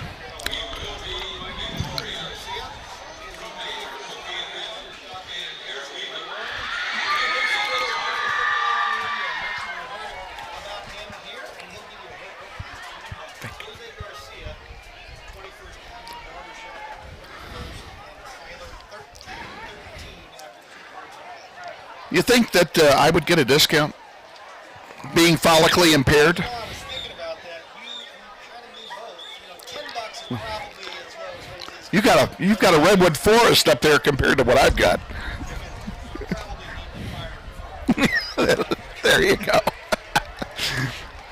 All righty, folks, we're at halftime. It's 13-13 tie between Bishop Carroll and Northwest. We'll tell you that Northwest will go on the road here for a couple of weeks after tonight. Next Friday, a week from tomorrow, they'll play at Heights High, at Heights Stadium, against the Falcons, and that'll be another barn burner game. And then the week after that, we go to Stryker Field up at 29th and Greenwich and take on the Crusaders of Cape and Mount Carmel, led by Weston Schartz. And boy, did they make a turnaround last year.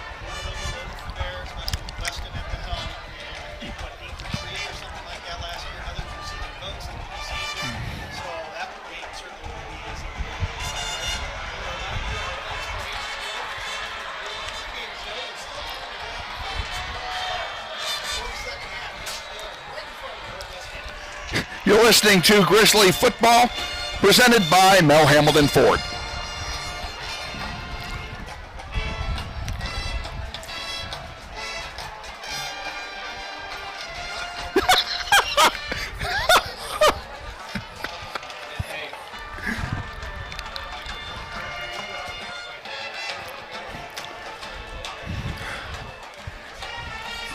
You got something there? Okay.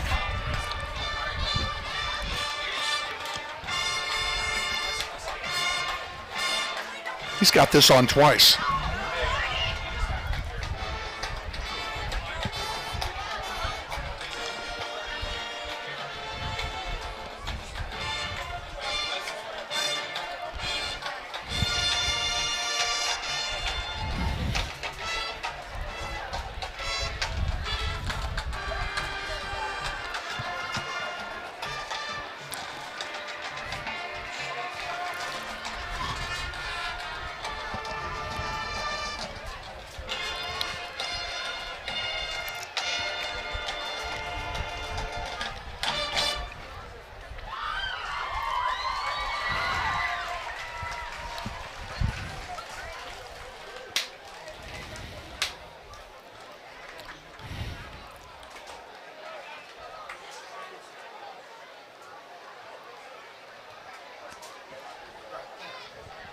Works for me.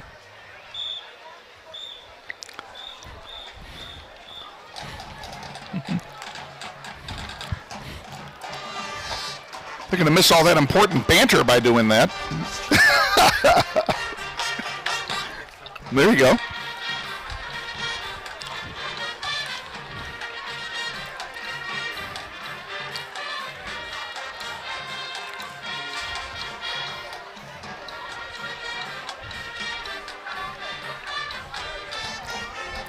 And back at Northwest High, Kevin Arkin, Shane Dennis with you. 13-13 the score between the Grizzlies and the Eagles here as we are at halftime. And, you know, I was talking about the crowd. I look out here at the student section, and it's the band that's playing right now, Shane.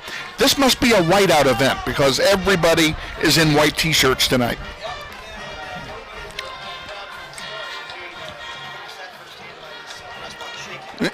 It has shaken a few times as the fans below us have been bouncing on the bleachers, so we know that they're into the game, that's for sure. Sure.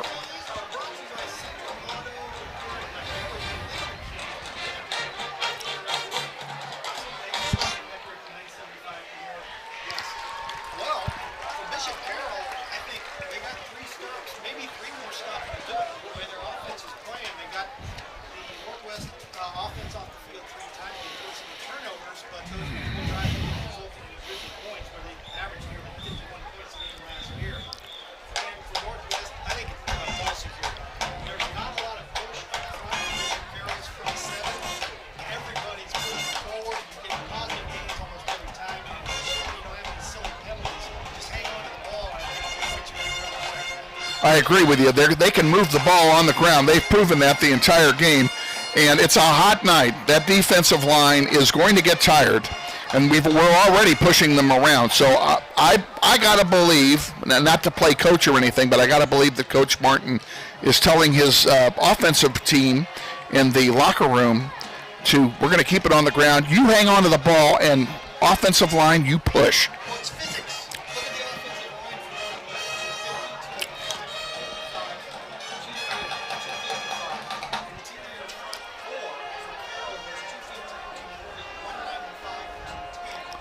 and that's not counting the linebackers that are barely 200 all the way across the field. So it just stands to reason that Northwest stays low, fire off the ball. Don't really sit still. Ball security, like I said, eventually Bishop Carroll will wear it. I agree. We're going to find out here in about 8 minutes. Teams are both still in the locker rooms, and we're still at halftime.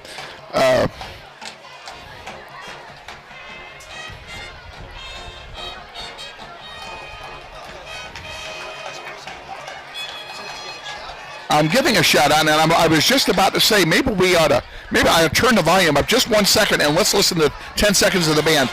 Northwest and Carroll both have excellent marching bands. They really do. And it's the Northwest band that you're hearing in the background here right now. They just finished playing at halftime.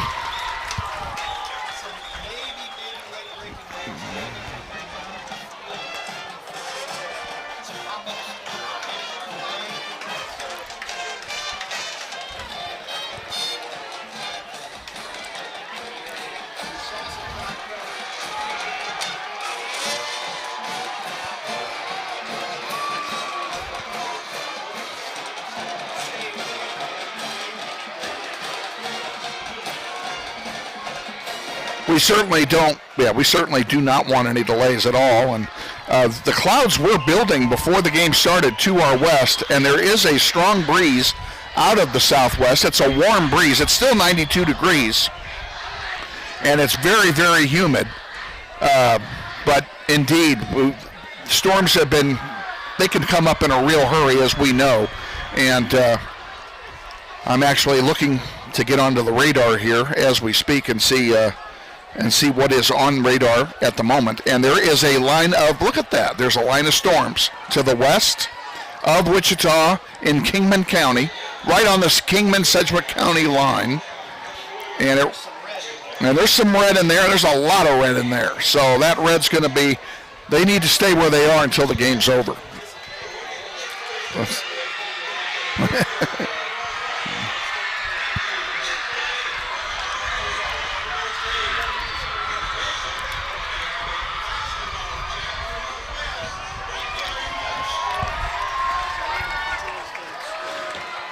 It's still pretty much blowing out of the south, but it is still a very windy night here in Wichita, and the wind will play a part here in the second half, no question about it. So let's go ahead and send it to break, and then we'll be back. You're listening to Grizzly Football, presented by Mel Hambledon Ford.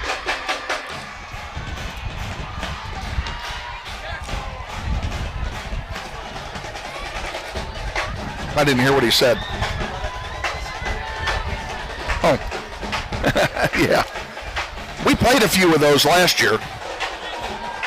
I don't think that'll happen tonight.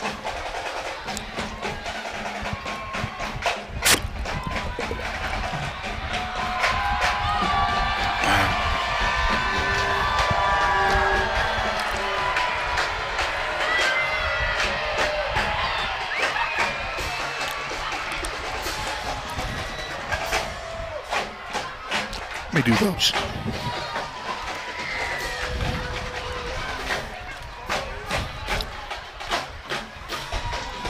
We still have 4.5. They'll put 3 minutes up there when it runs.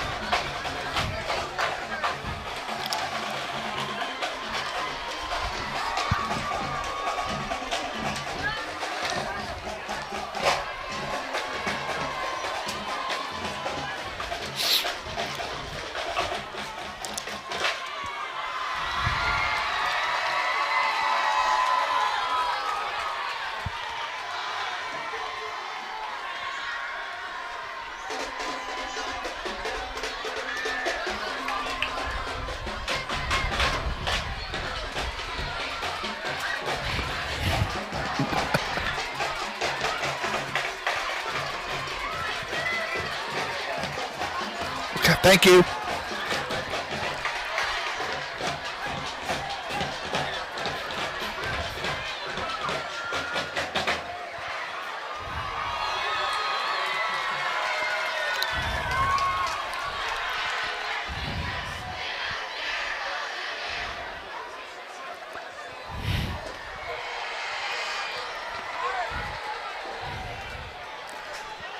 And welcome back to Northwest High. Kevin Arkin and Shane Dennis with you, and we are at halftime with the score tied at 13 between Bishop Carroll and Northwest. We want to send our thanks out to a couple of other sponsors. Floodman Family Law, dedicated exclusively to the resolution of family disputes. They're located at 323 North Market in Wichita. Floodman Family Law. Also to Banter Automotive Group at Central and Mays. They are the home of the $40 oil change. Stop in and have your vehicle serviced today. That's Banter Automotive Group, Central and Mays.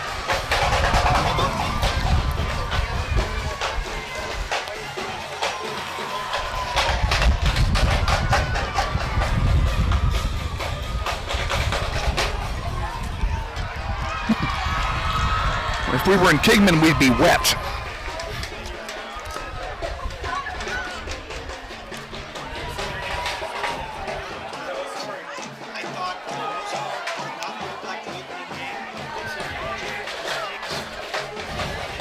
There weren't many. I think the only thing that would, from the Northwest perspective, that could be considered a jitter, first game jitter, would be our rookie kicker's miss of the extra point after the first touchdown. You know, and it's his first time out of the box as well.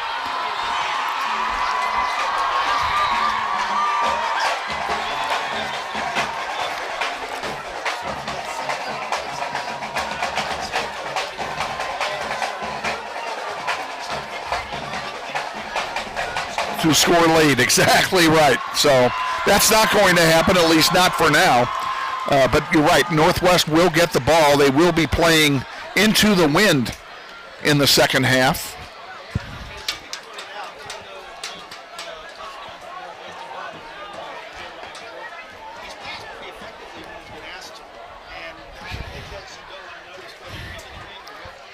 I don't know how many incompletions he has right off the top of my head, but I do know that there were 2 balls that went through the hands of receivers that were well thrown.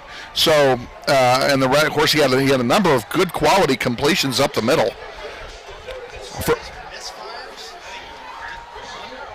Once maybe, yeah. And don't count the throwaway because that's not a misfire. So,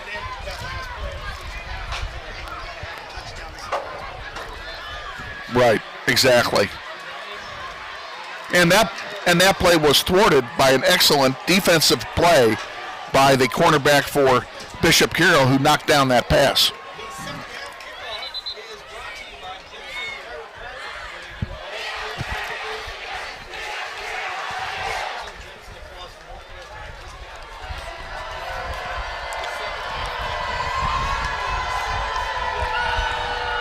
Players are getting ready to come out, in fact, to the field. They are taking the field now. Michael Lopez will go deep for Northwest.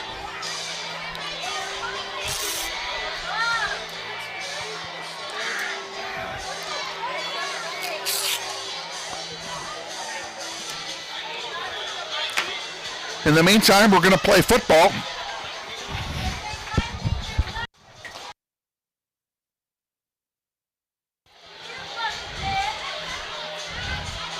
Michael Polly getting set to kick off for Bishop Carroll. He'll have the wind at his back, and Lopez is deep.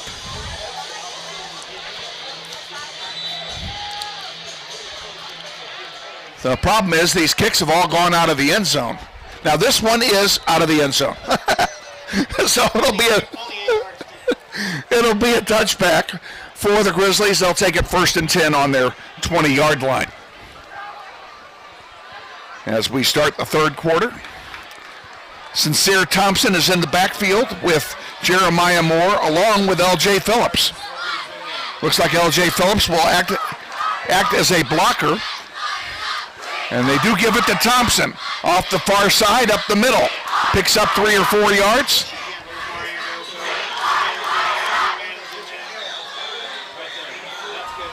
Second down, 6 to go. Ball on the 24-yard line of the Grizzlies.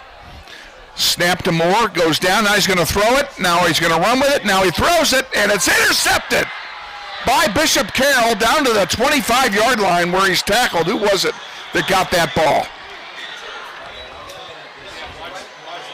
Reed Hainberg got the interception for Bishop Carroll.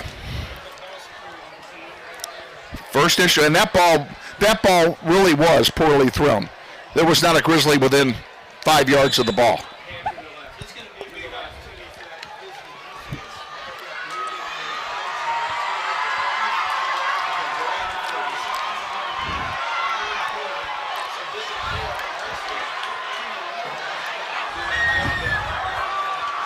Smarsh is in the backfield. Williams is in there, back there with him.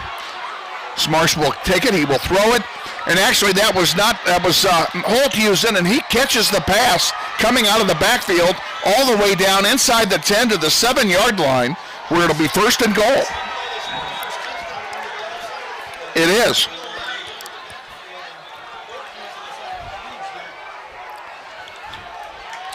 First down and goal to go for Carroll. Not even a minute into the second half.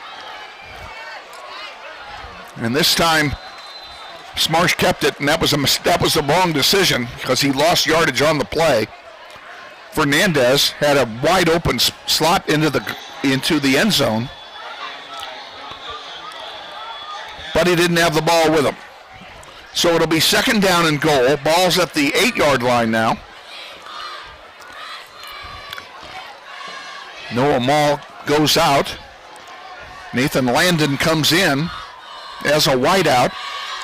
Carroll will have 3 wideouts on the far side of the field, including Holthusen.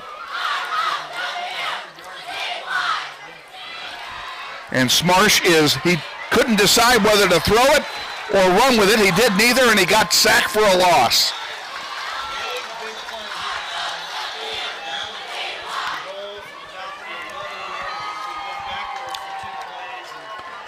Caden Ross, first one in there, and he had some help. But it is third and goal from the 11. For Carroll, they bring in a bunch of wideouts. This is going to be a passing down. I'm sure they're going to throw it.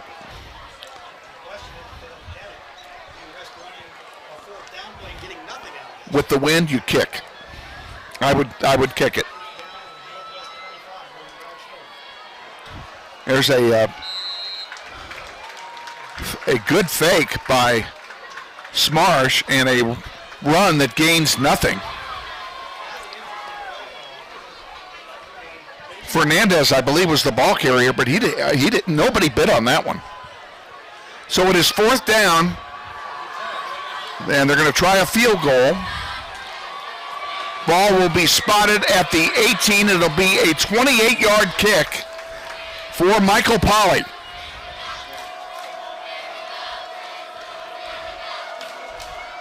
Ball's down, kick is up, and it is good. With 8:58 remaining in the third quarter, Bishop Carroll takes the lead 16-13. You're listening to Grizzly Football presented by Mel Hambledon Ford.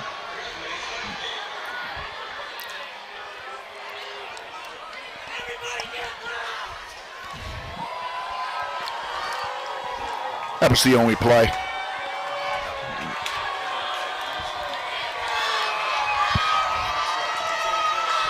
They held him 3 yards. Yeah, they held him 3 points.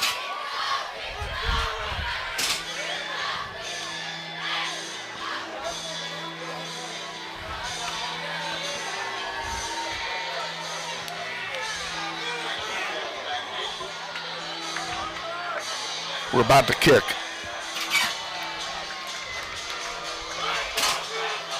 Okay.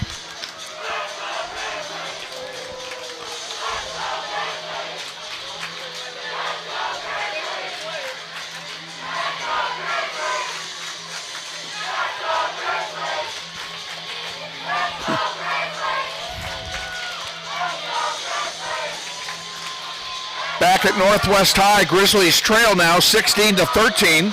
Polly about to kick off from his own 40. Michael Lopez is deep for the Grizzlies. And if this is true to form, he won't touch this ball either, because all of Polly's kickoffs have been in or through the end zone tonight with this wind. And this one is going to go into the end zone too. Yep, that is a weapon. 8 yards deep into the end zone. It'll be a touchback for Northwest. 1st and 10 from the 20.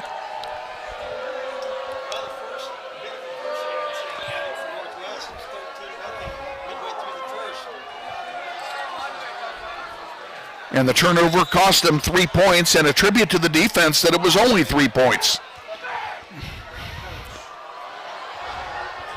Jeremiah Moore in the backfield. He has it. He pitches it out on the near side to Phillips, and Phillips gets decent yardage, 3-4 yards, before he was driven out of bounds on the play by Walt Gray.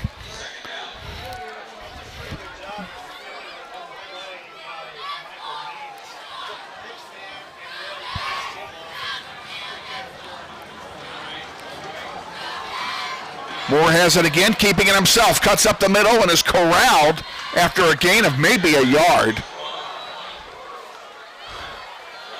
Big play that time by Hayden Sage, number 56 of Bishop Carroll, the linebacker. It's third down and long. Here's a pass play. And unfortunately, the receiver fell down running his route, and that was, it was Miles. I couldn't see the number for a moment. So it'll be a punt play now, and back in punt formation goes Jeremiah Moore. Good snap this time. He punts it, and very short and off the side of his foot. It goes out of bounds at the Bishop Carroll the Northwest 36-yard line. A short field for Bishop Carroll after they just scored on a short field moments ago.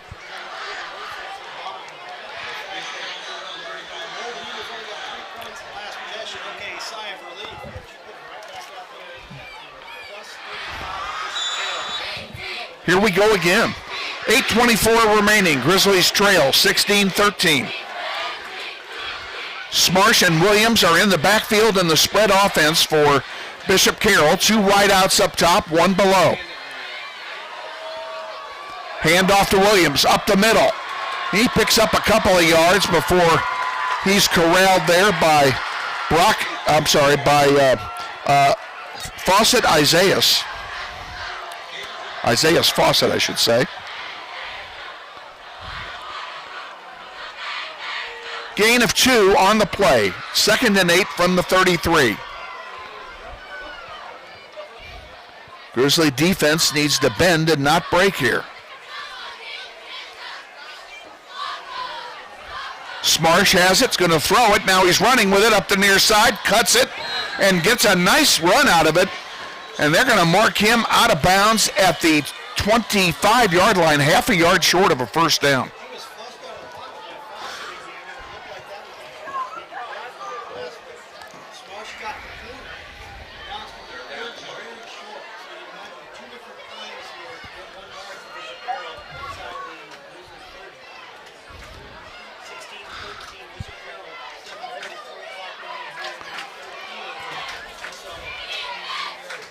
Smarsh is in the backfield as quarterback. Williams there with him. He hands off. No, he fakes a handoff to Williams and takes it himself. He did not get it. In fact, he lost a half a yard.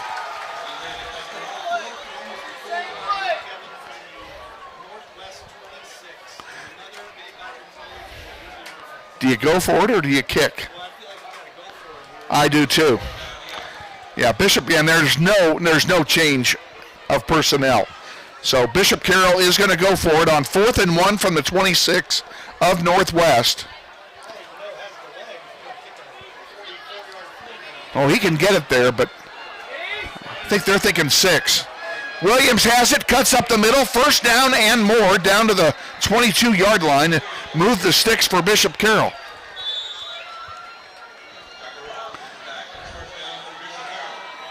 And 4 fresh downs for Bishop Carroll.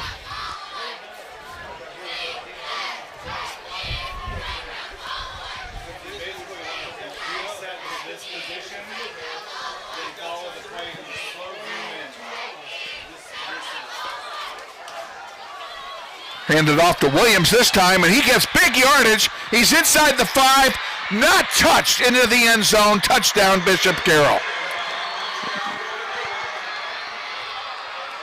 His offensive line won that war. Opened up a huge hole, and he just walked right through it. Shook off one defender, and that with ease, and then waltzed into the end zone. And now Poly will try and add to the lead with the extra point.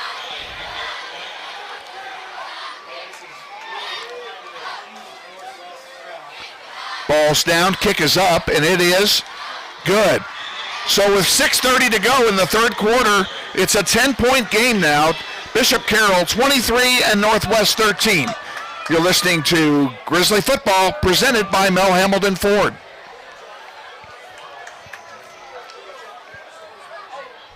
Thank you.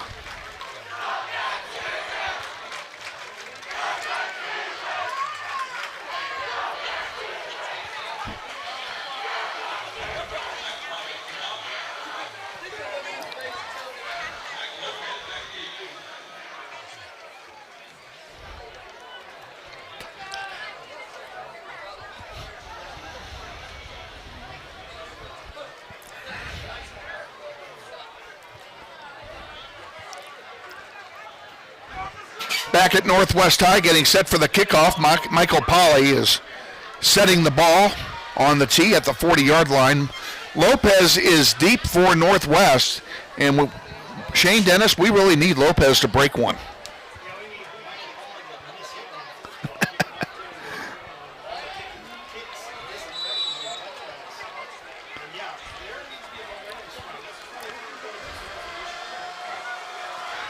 And this kick is going to go through the end zone, and it goes through the uprights.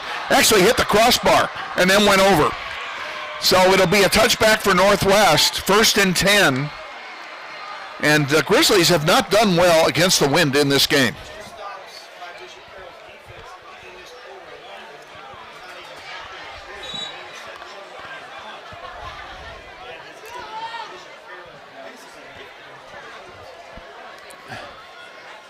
The Grizzlies need to get something cooking here without panicking.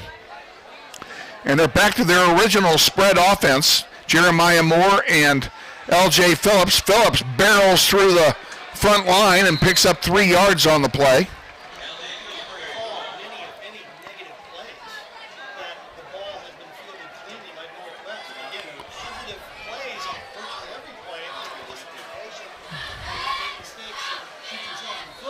And now we have a flag on the play, on a pass play, and we have a false start called against Northwest. And that'll cost them 5 yards and make it 2nd down and 12. Ball will be back on the 18-yard line.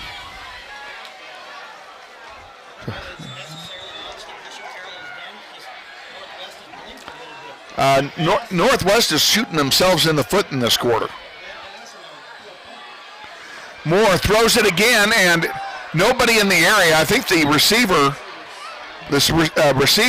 went to the right instead of the left. That was Roland Powell.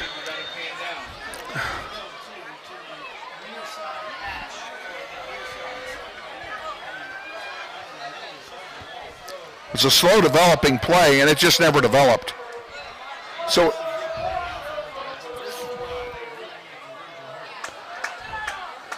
a obvious passing down. L.J. Phillips is in the backfield with Moore.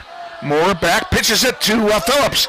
Phillips up the middle, gets to the 30 and out to the 33, and guess what, folks? That's a 1st down.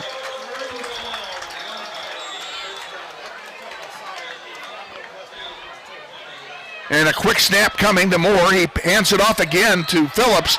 Phillips picks up a couple, and now they're going to call a false start penalty against Northwest. I think they snapped it so quickly nobody was ready.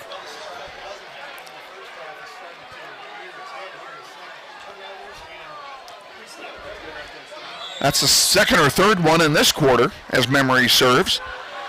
1st and 15. Oh, now Moore bobbles the snap. Ball loose on the carpet, and Bishop Carroll still fighting for it. It's inside the 5. Who's got it? It's in the end zone, and a touchdown for Carroll. A 25-yard fumble play.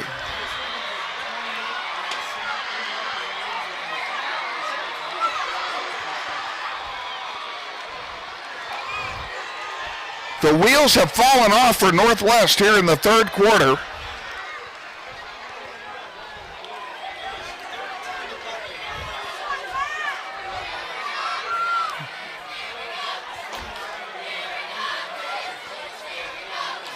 Pauly will try the extra point for the Eagles.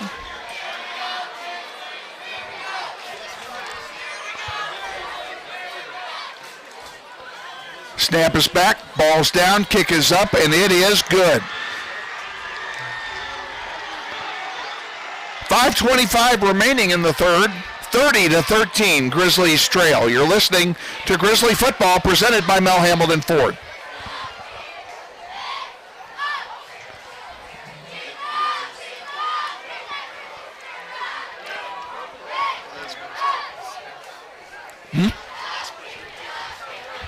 Oh.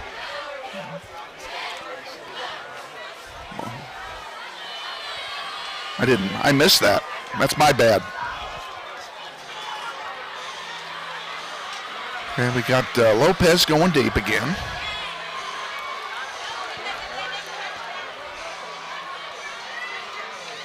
So Jasper threw the pick then.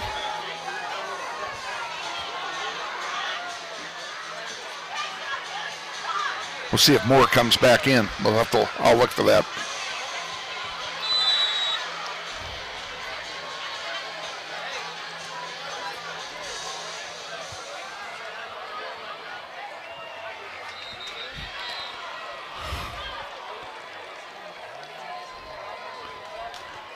And back at Northwest, Polly has just kicked it through the end zone for another touchback. It's 1st and 10 at the 20 for the Grizzlies. Jeremiah Moore back in the game at quarterback.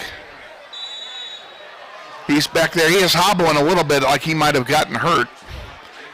Thompson and Phillips are in the backfield with him. On first down, Lopez in motion. Lopez gets the ball and is corralled in the backfield by the Eagles. A loss on the play of what appears to be 2 yards. It'll be 2nd down and 12 from the 18.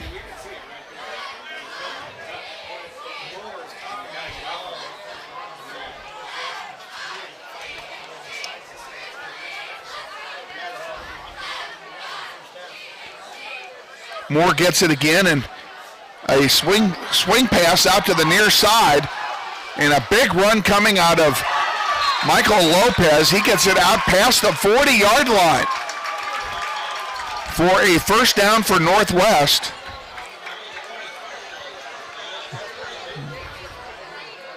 And that's just what the doctor ordered.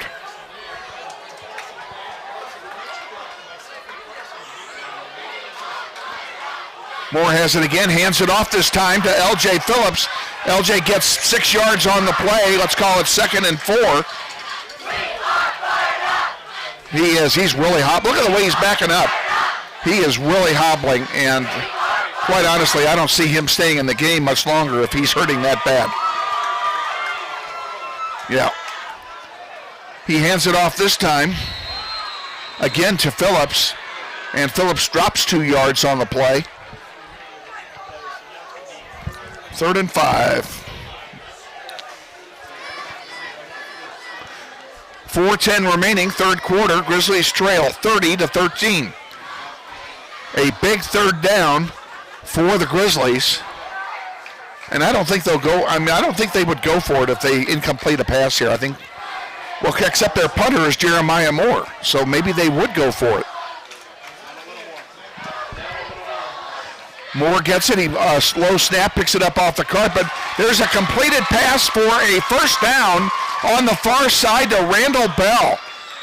And we haven't had a chance to call his number much tonight. A great catch by Bell as he was going down.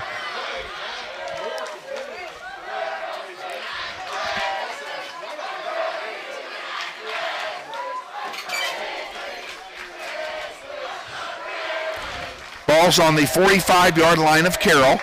Moore pitches it this time to Sincere Thompson. Thompson goes forward, picks up 2 yards on the play. It'll be 2nd and 8 from the 43.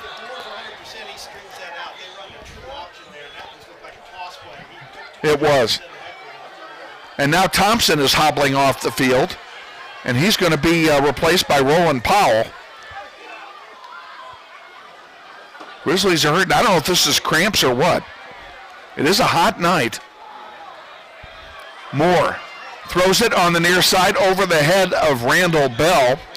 Incomplete. Defending on the play was Reed Hainberg of Bishop Carroll. It'll be 3rd down. 8 to go.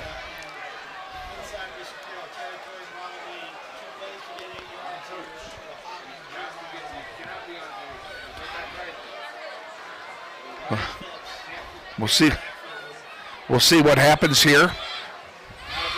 Whether they throw it or pass it. LJ is directly behind. And now Moore's going to run it.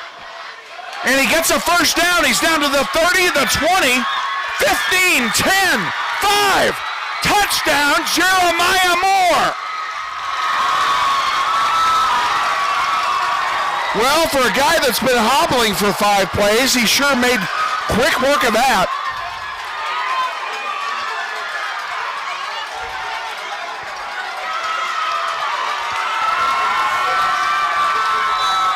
Braden Sauter will try the extra point. J.C. Glasper will be the holder.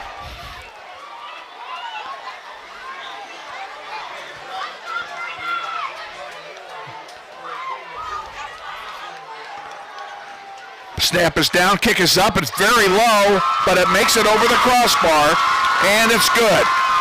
So with 2:41 remaining in the third quarter, Grizzlies trail by 10, 30-20. You're listening to Grizzly Football presented by Mel Hamilton Ford.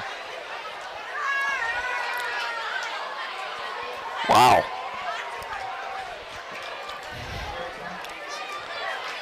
Oh my! Say that when we come back. Holy Pachote. I have no idea who to thank for the water. Oh, was that it? Oh, you need to introduce me. I didn't realize who that was. Yeah, introduce me when the game's over if he comes up.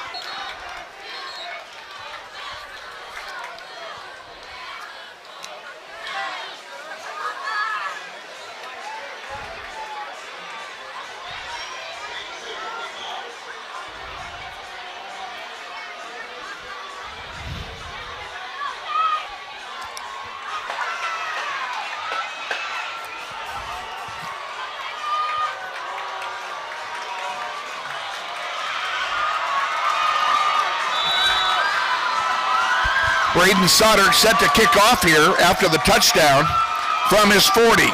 Ball's in the air. It's very short into the wind. Fielded at the 20, 25-30. And down at the 34-yard line. Bishop Carroll will have it. First down and 10.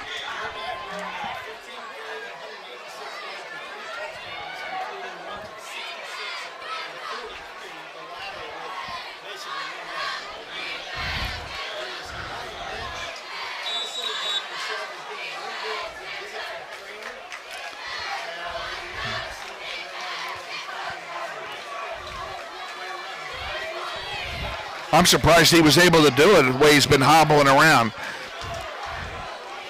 Smarsh is in the backfield, hands it off to Williams. Williams gets past the first line of defense and gets about 3 yards on the play. We'll call it second down and 7. The ball at the, well, they only gave him 1, excuse me. Second down and 9 from the 33-yard line.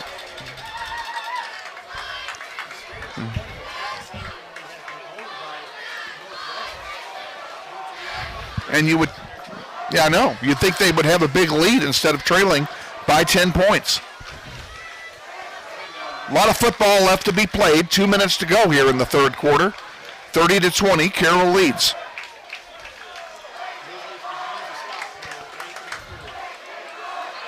Smarsh has it, hands it off to Williams, and Williams is tackled immediately.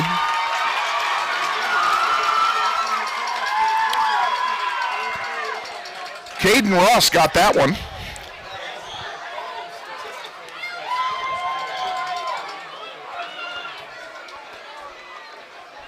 It's third down and 11 for Carroll, and this may be one of the biggest plays of the game for Northwest.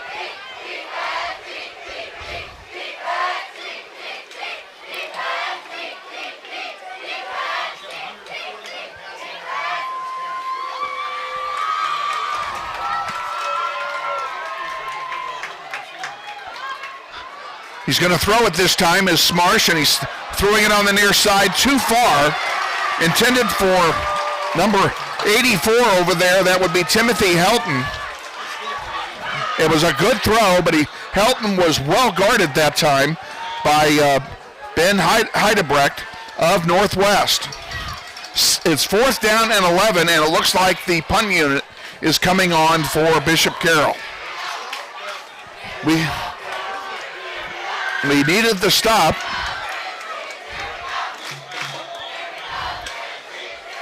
Grizzlies are going to get the ball with less than a minute to go here in the third quarter.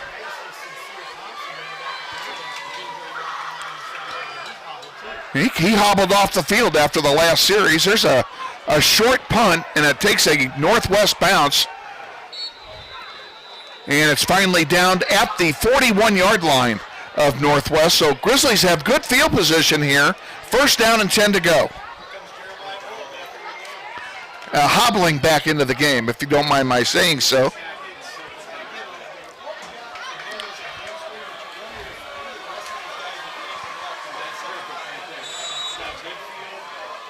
Bell and Lopez are going to be wideouts on the far side, while Miles is down here on the near side.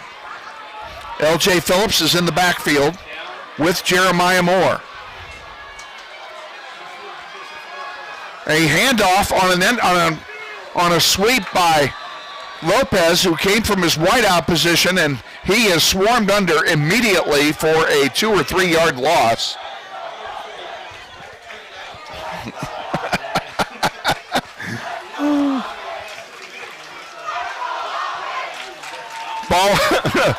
Ball at the 40, 2nd and 11. Moore has it. He's going to throw it. He's looking. Now he throws it over the middle, and it's incomplete, intended there for Randall Bell.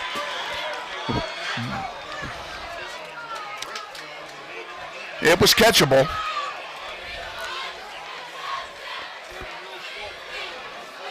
As it is, it's 3rd down and 11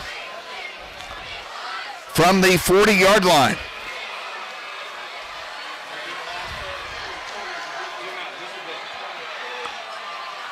Back goes Moore to throw it. Throws it short to L.J. Phillips, and he will not get much. He'll pick up maybe 2 yards. It's going to be 4th and 9.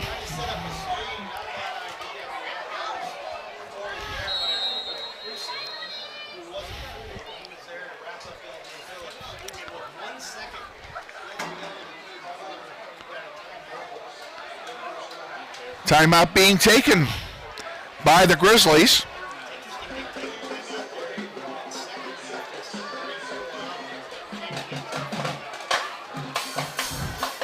So coming back in the 4th quarter, Shane Dennis, they're down by 10 points, 30-20. What's your strategy as an offense?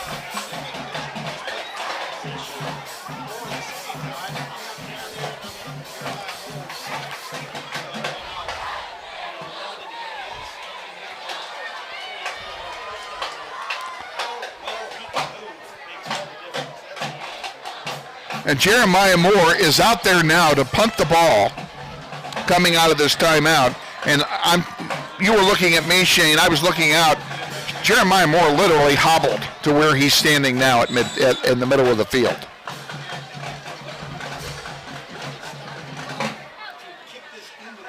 I don't understand that either. Not a bad kick all the way down to the 22-yard line. On the near side, running out of bounds after a nice gain that time is Cooper Busing. And Carroll will have it 1st and down when we come back for the 4th quarter. After 3 quarters of play, Grizzlies trail 30-20. You're listening to Grizzly Football, presented by Mel Hamilton Ford.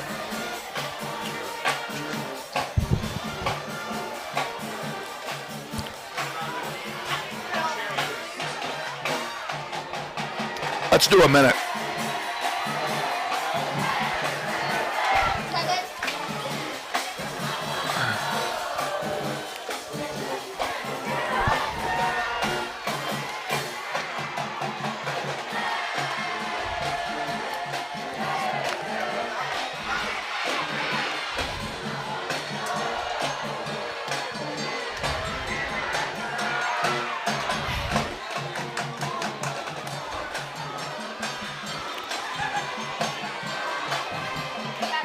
Thank you.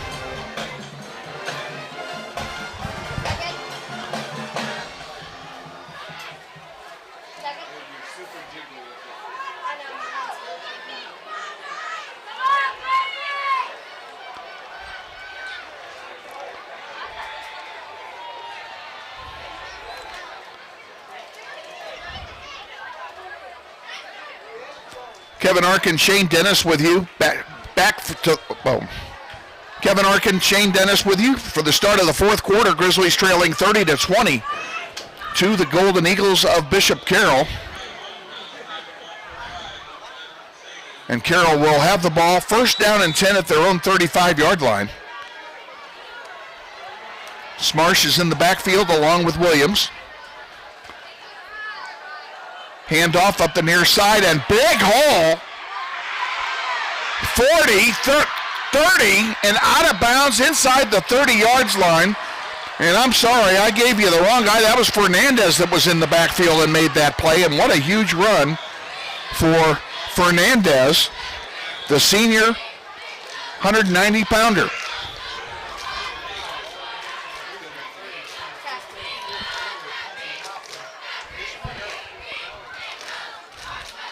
One play into the fourth quarter. It's first down and 10 for Carroll. Fernandez remains in the backfield with Smarsh in the spread. Two wideouts up top. They're going to hand it off up the middle to Fernandez, and he's getting nothing. I don't think he did either. Three guys piling on him with black shirts, including Romeo Golston.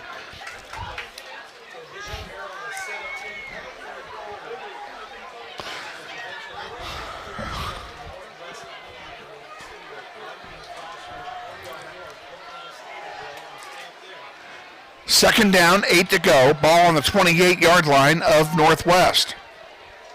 11:15 remaining in the fourth quarter. Clock running.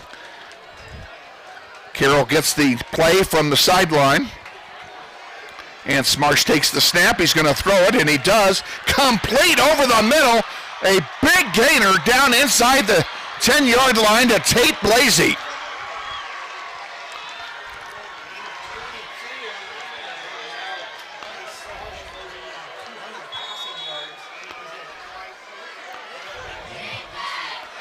The ball's on the 11-yard line. They can get a first down without scoring. First and 10, Carroll. Grizzlies desperate to make a stop here. They're already down by 2 scores. Be a great time for a turnover.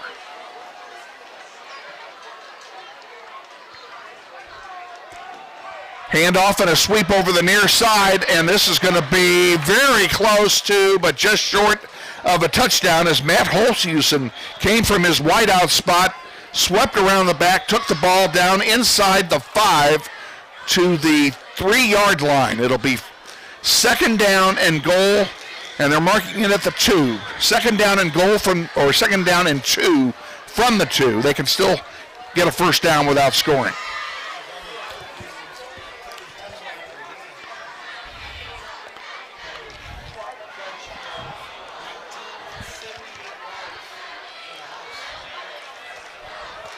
In the spread, Fernandez in the backfield.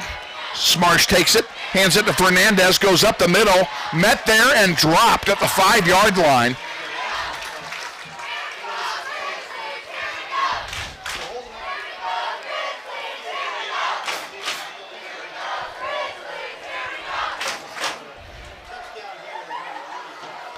They gave him forward progress to the 4-yard line. It's third down and 3. A loss of 1 on the play.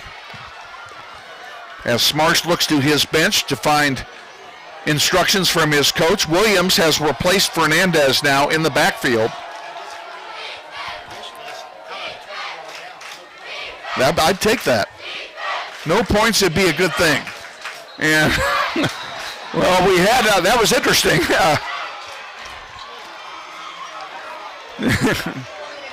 Right guard flopped backwards, did a backward somersault when he was hit by a Grizzly, and that'll be a penalty half the distance to the goal.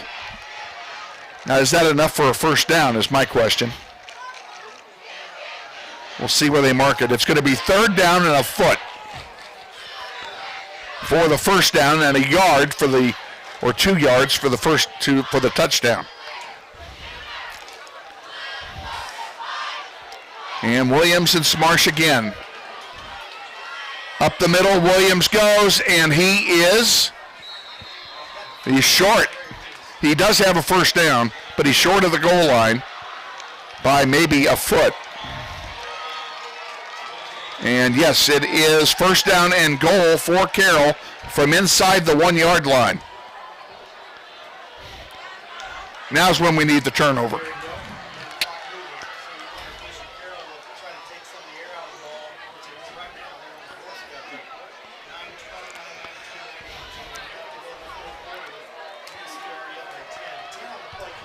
I think they'll go for the points and worry about the clock later.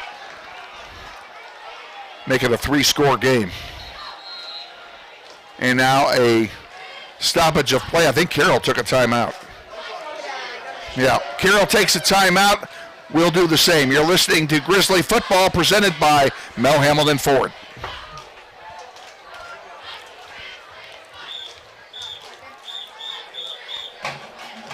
Okay. Okay, that's all we need.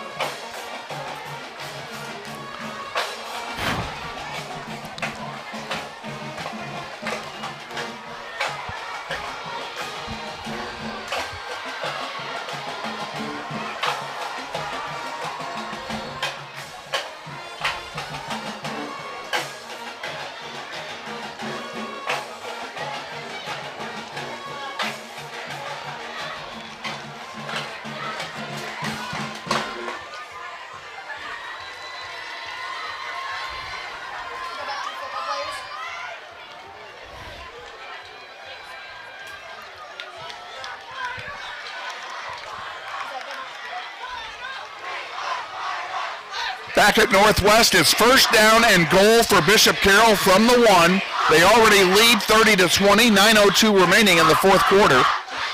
And now they huddle up to discuss how they're going to run this play to try and score a touchdown and seemingly put the game out of reach with only 9 minutes remaining in the fourth quarter. They all line up. It's the spread. It's Williams in the backfield with Smarsh. Williams takes it, and they sniff that out immediately. That'll be a loss on the play. 1, 2, 3, 4, 5, 6 jerseys on Williams.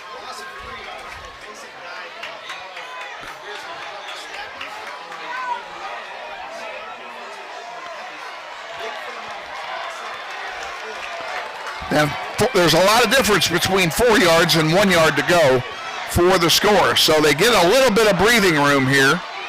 Same package for Bishop Carroll.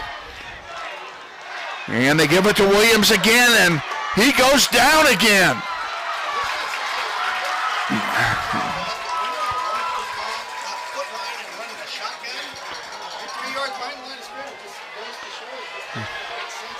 Why wouldn't you go under center? Sneak it, yes, exactly. They lost a yard on that play as well. It's now 3rd down and 5 for a touchdown. Yeah, it was. Yeah.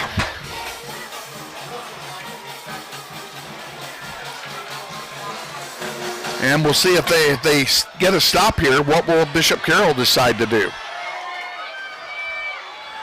A pass play for Smarsh. Now he's running with it, and they got him. Sacked him on the 6. What a great play for the defense of Northwest.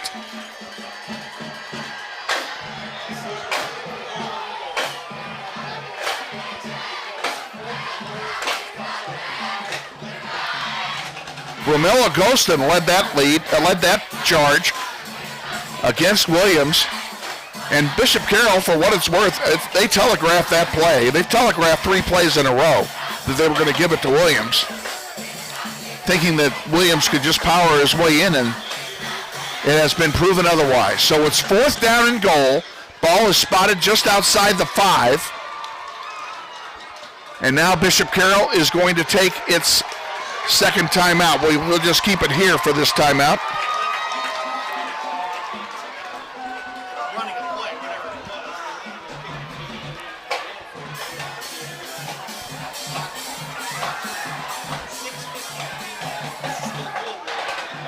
It's doable, and if they do elect to kick, it'll still be a 2-score game, and that could be critical. And that might be the reason that they don't kick and that they do go for the touchdown, because they realize where they are.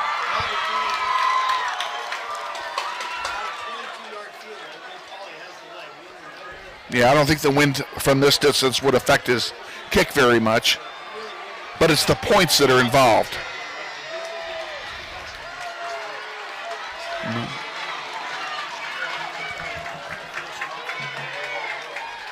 We'll see what they do. They are out here as if they are going for it on 4th down. Williams in the backfield with Smarsh. 4th down and 5 for a touchdown. It's going to be a pass play. Smarsh throws it. Caught. Touchdown. Bishop Carroll.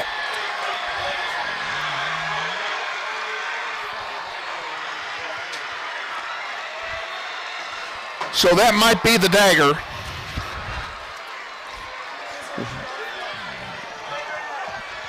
He has had a great night. Now Pauly will come in to attempt the extra point. Zach Stephen is the holder for Bishop Carroll.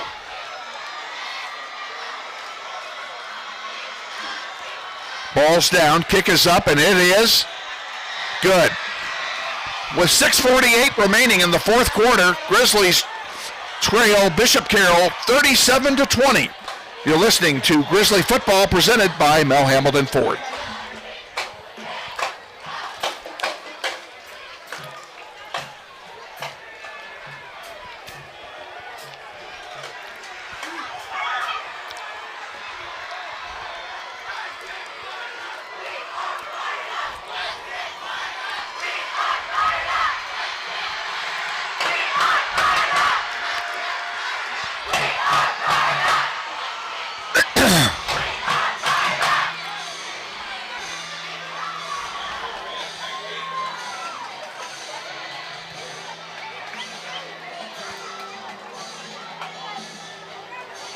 Yes.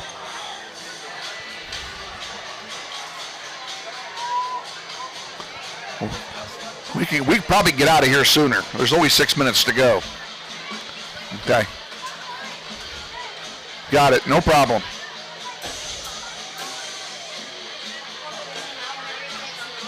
And back at Northwest, Pauly getting set to kick off. And now a stoppage for some reason, and the entire team heads over to the Carroll bench.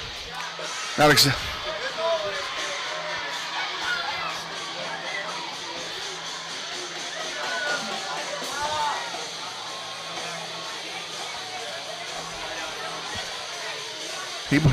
They helped that. He's the player they helped carry off the field back in the 2nd quarter, I think. Yep, we see him right in front of us, exactly. Okay, Carroll's back, ready to go. Here's the kick from Pauly into the wind for a change and maybe a chance to run it back. At the 10, here we go. 15, 20, and that's it, folks. We'll get a 20, maybe a little bit more. And Grizzlies will have it. 1st down and 10 to go from the 23-yard line. And a lot to do. They're down 17 points.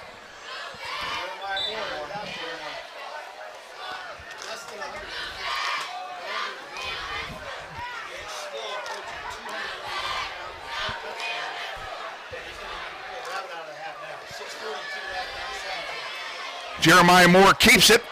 Goes up the middle, now cuts back. Comes to the near side with it. Out to the 30, picks up yardage out to the 35-yard line. That'll be a 1st down run for L.J. Phillips of 12 yards. Not of Jeremiah Moore, excuse me, for 12 yards.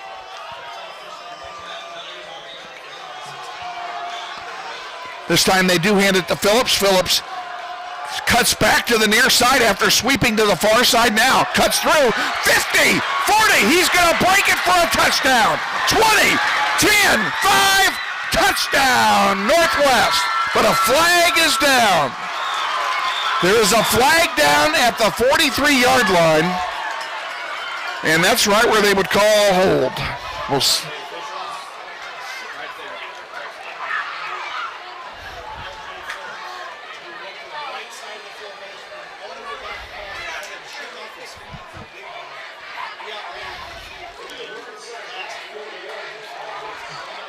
Illegal block is, I think, what they called.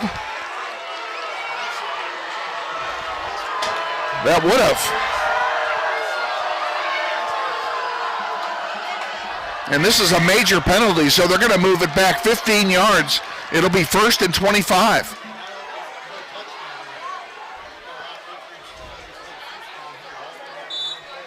They set it on the 28. And it's going to be about 1st and 18 or so because it's a spot from the spot foul. Moore hands it off. And a couple of yards is all that Phillips could muster on that play, sticking it right up the middle.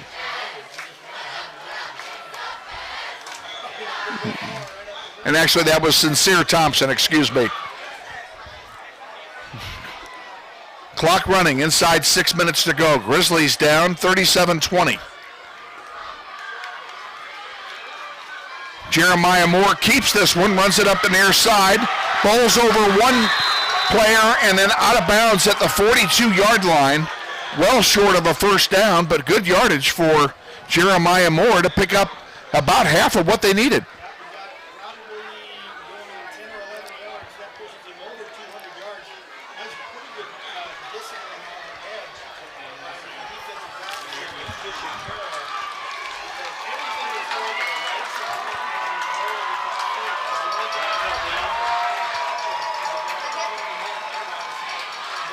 Fumble on the handoff, excuse me. Moore fell on it. Now who's got it?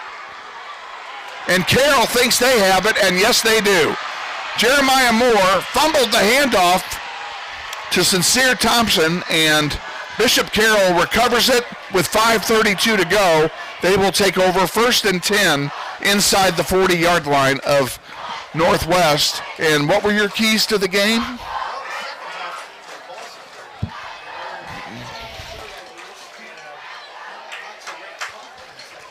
Been a tough half for the Grizzlies. They have not played well since the break.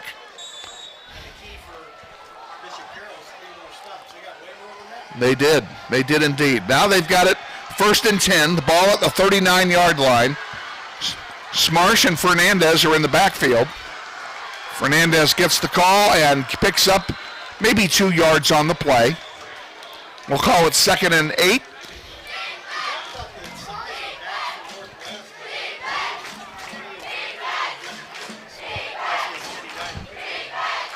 I think so. At this point in the game, defenses are tired. We've been out there a lot in the second half anyway. I think that they will, and they can milk the clock doing this. So those, exactly. 2nd down, and a handoff to Fernandez goes nowhere. He'll drop. Gosh, he'll lose. Oh, Grizzlies got it on a fumble. I didn't see the ball come out. I just saw the 5-yard loss.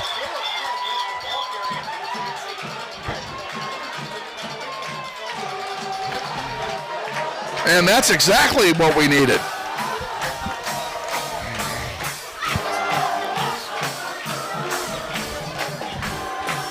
They do have the wind at their back, and they got 13 of their 20 points with the wind at their back in the first quarter. So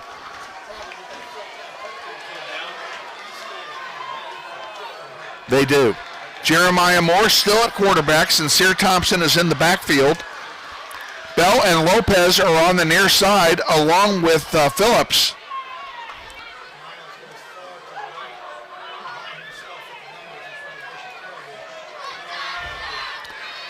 Lopez was in motion. They pitch it to Sincere Thompson. He gets pretty good yardage, gets out of bounds inside the 45 to the 46, 47-yard line, I believe, is where they're going to mark it.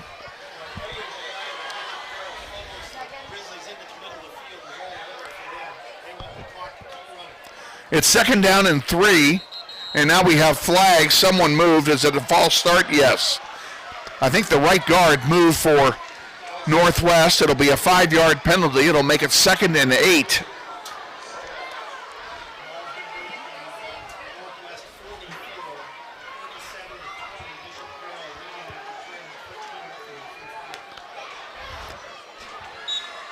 .445 remaining. Clock stops on the penalty. Moore lines up behind center. Takes the snap, pitches it near side, and the run is very short for Thompson because he runs out of real estate. Ends up in the bench of Northwest after a gain of about 3 yards.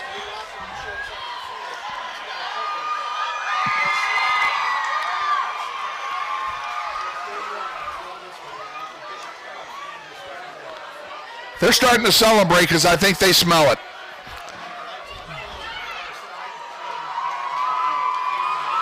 A pass to Phillips up the middle, gets inside the 35-yard line of Carroll. Great throw from Jeremiah Moore to L.J. Phillips, and it's a first down for Northwest.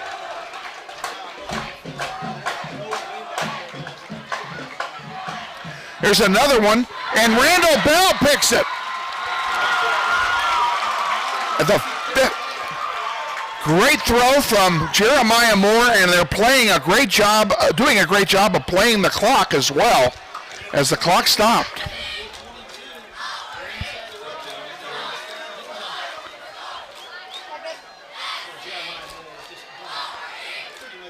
He's going to throw it again, and now he keeps it, runs it inside the 10 and out of bounds, probably around the 6 or 5 yard line. We'll see where they mark it. They mark him at the 6. It is second down and maybe 2 yards to go for a first down. The play out of bounds stops the clock with 4:15 to go.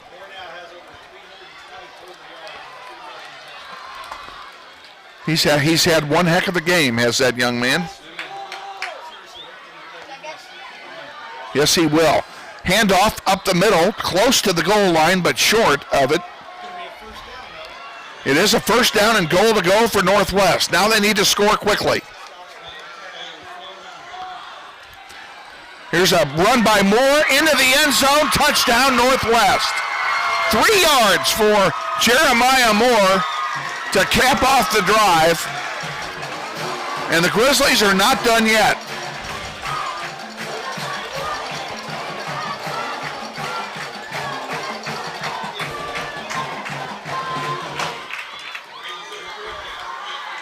Sauter to try the extra point. Glasper will hold. The ball is up and through. It is good. And with 4:05 remaining in the fourth quarter, Grizzlies back within 10. They trail 37-27. You're listening to Grizzly Football, presented by Mel Hamilton Ford. Onside kick? So would I. I'll ask you that question.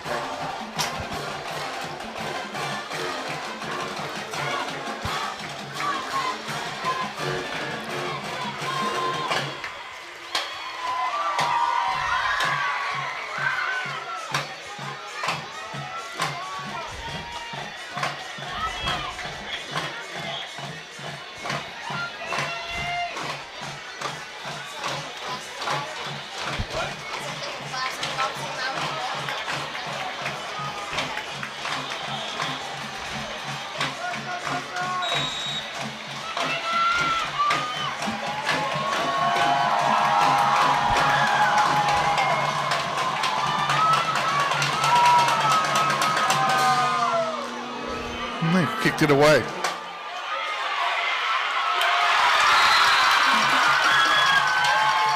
Back at Northwest, Braden Sauter just kicked off. It was short. Carroll brings it out to the 32-yard line, and that's where they'll have it. First down and 10 with 4:02 remaining here in the fourth quarter. And Shane, I would have thought they might have tried an onside kick there.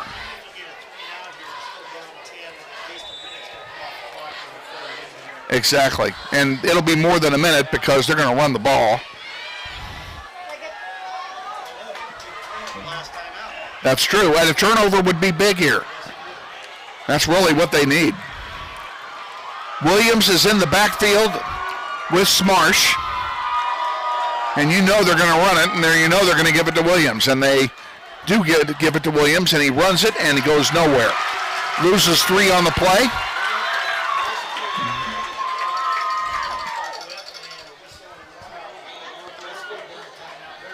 They are indeed. So they have 1 timeout remaining.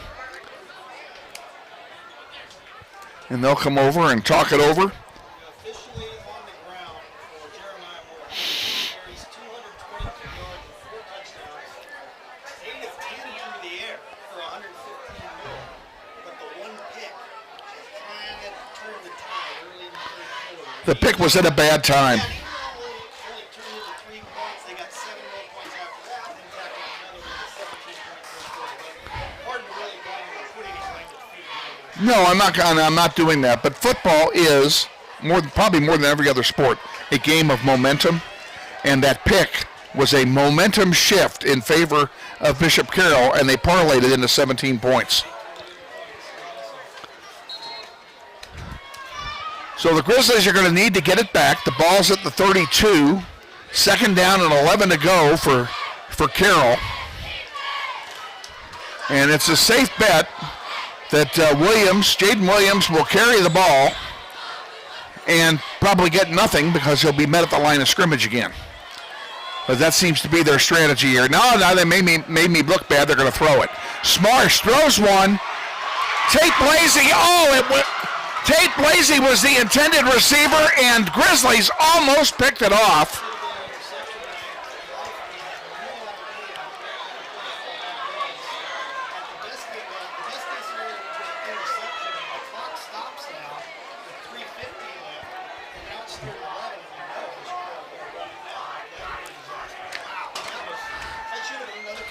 It should have been. Dontrell Harris had a hand on it and just couldn't haul it in. So instead of being an interception, it's third down and 11 from the 32 for Carroll. There's 3:50 left on the clock, and the only good thing for us is that the incomplete pass did stop the clock. And it just ran out. That'll be a penalty against Bishop Carroll of 5 yards. Or did they take a timeout? They took a timeout instead.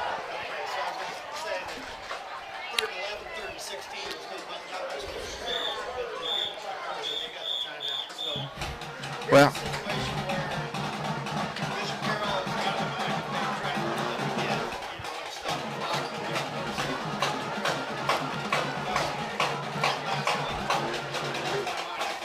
I couldn't believe that either. Run the ball. If you don't get the first down, and you most likely won't, you still have 11 yards to go. Punt the ball and let your defense do some work. Yes. A punt would be great.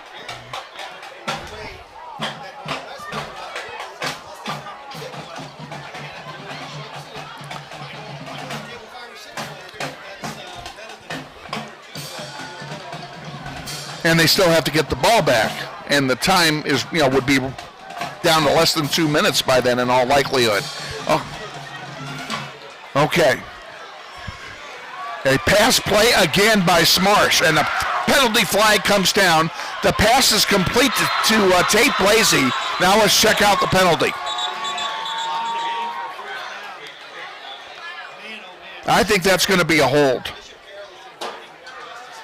Yeah, they really are. I'm sure that's offensive holding based on where the flag is.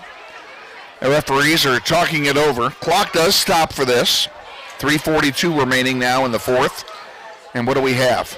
Holding against the offense. So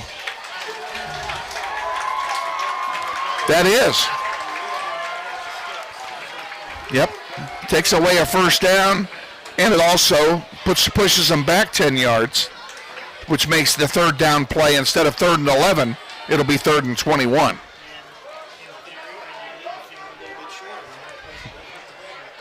If they do, they've got to get a stop here to have a chance.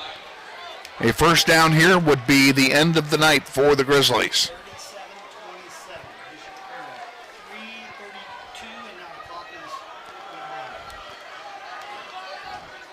And Smarsh is swarmed over. He faked a handoff, then faked a pass, and by the time he was done, there were 3 Grizzlies all over him, including number 34, Nathan Carter.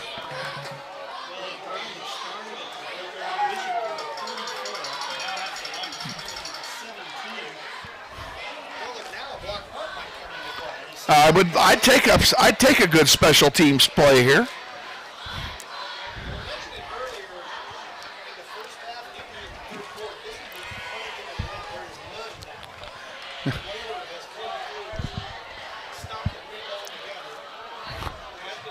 Hasn't cooled it off any, though. We're dying up here.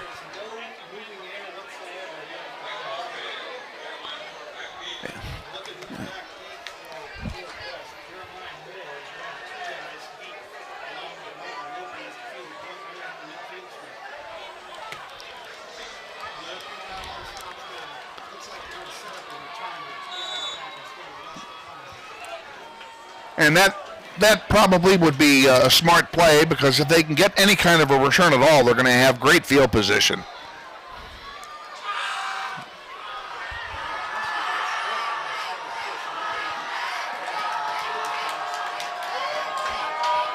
Here comes the punt. Good snap. And the ball, it's a good punt, is taken near midfield and tackled very quickly just across midfield at the 48-yard line.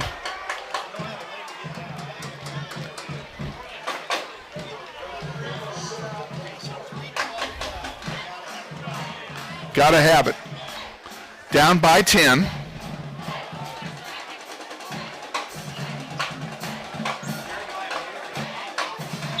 Glasper has come in to take his place.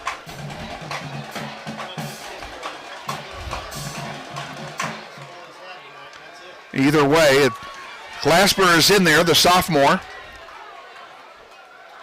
He takes it, he hands it off to Thompson. Sincere Thompson gets 3-4 yards at most inside the 45 down to the 44.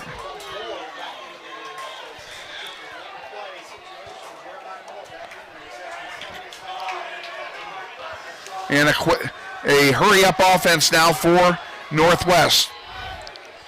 Moore throws it near side, wide open, caught and out of he did get out of bounds. Okay. Randall Bell caught that one and couldn't get out of bounds before hitting the ground. Moore back to throw again, now being chased. Now he's going to run it, 40, 30, 25, down to the 24, still on his feet, down to the 22-yard line. A great run by Jeremiah Moore, but the problem is it takes a lot of time off the clock doing it.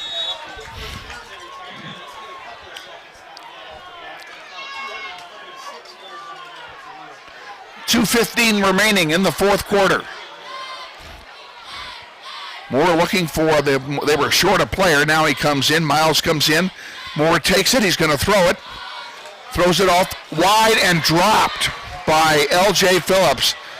Phillips went around to the right side, the far side of the field from us.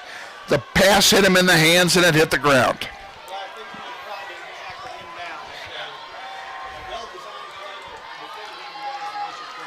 2:03 remaining. Clock stops on the incompletion. Miles goes up top again. Bell and Lopez are wideouts on the near side, on the short side of the field. Sincere Thompson in the backfield with Jeremiah Moore. 2nd down and 10. Low snap. Moore has it. Running around looking for a target. Throws it. Caught at the 12-yard line. And is it a first down? It is. It is a first down. So it'll stop the clock momentarily.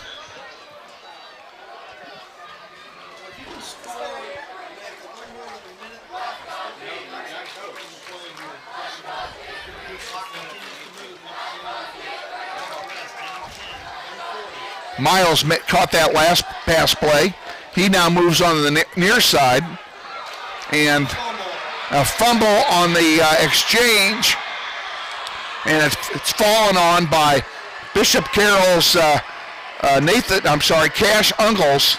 And that will pretty much do it for Northwest.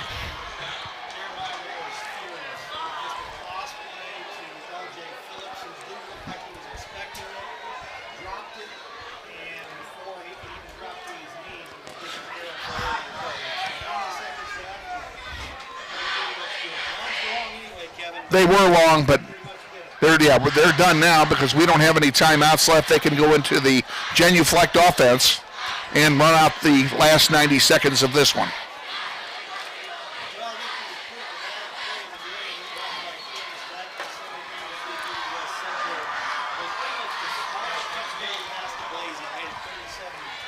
Agreed.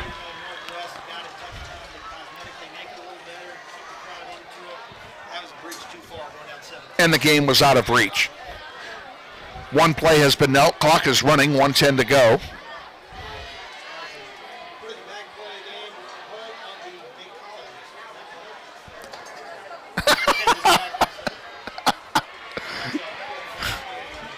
That was easy for you to say.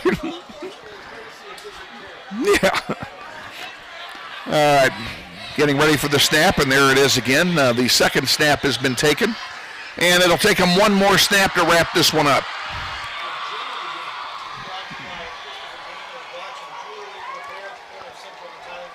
I thought it was that 43-yard run by Jeremiah Moore when we thought he was basically running around on one leg. He was running around on one leg. Bishop Carroll takes the knee for the last time. The clock will run out. Your final score tonight, Bishop Carroll 37 and Northwest 27.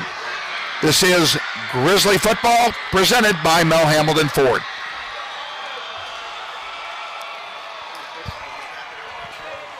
Yeah, we got to do, well, it says we're supposed to do 2 breaks.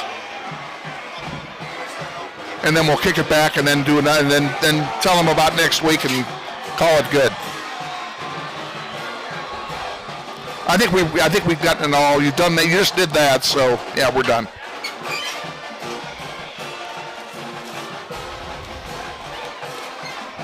Thanks for all your help, man. It was fun working with you.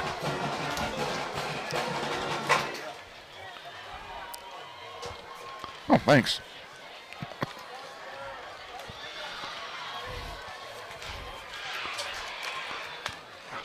I want a recumbent so bad.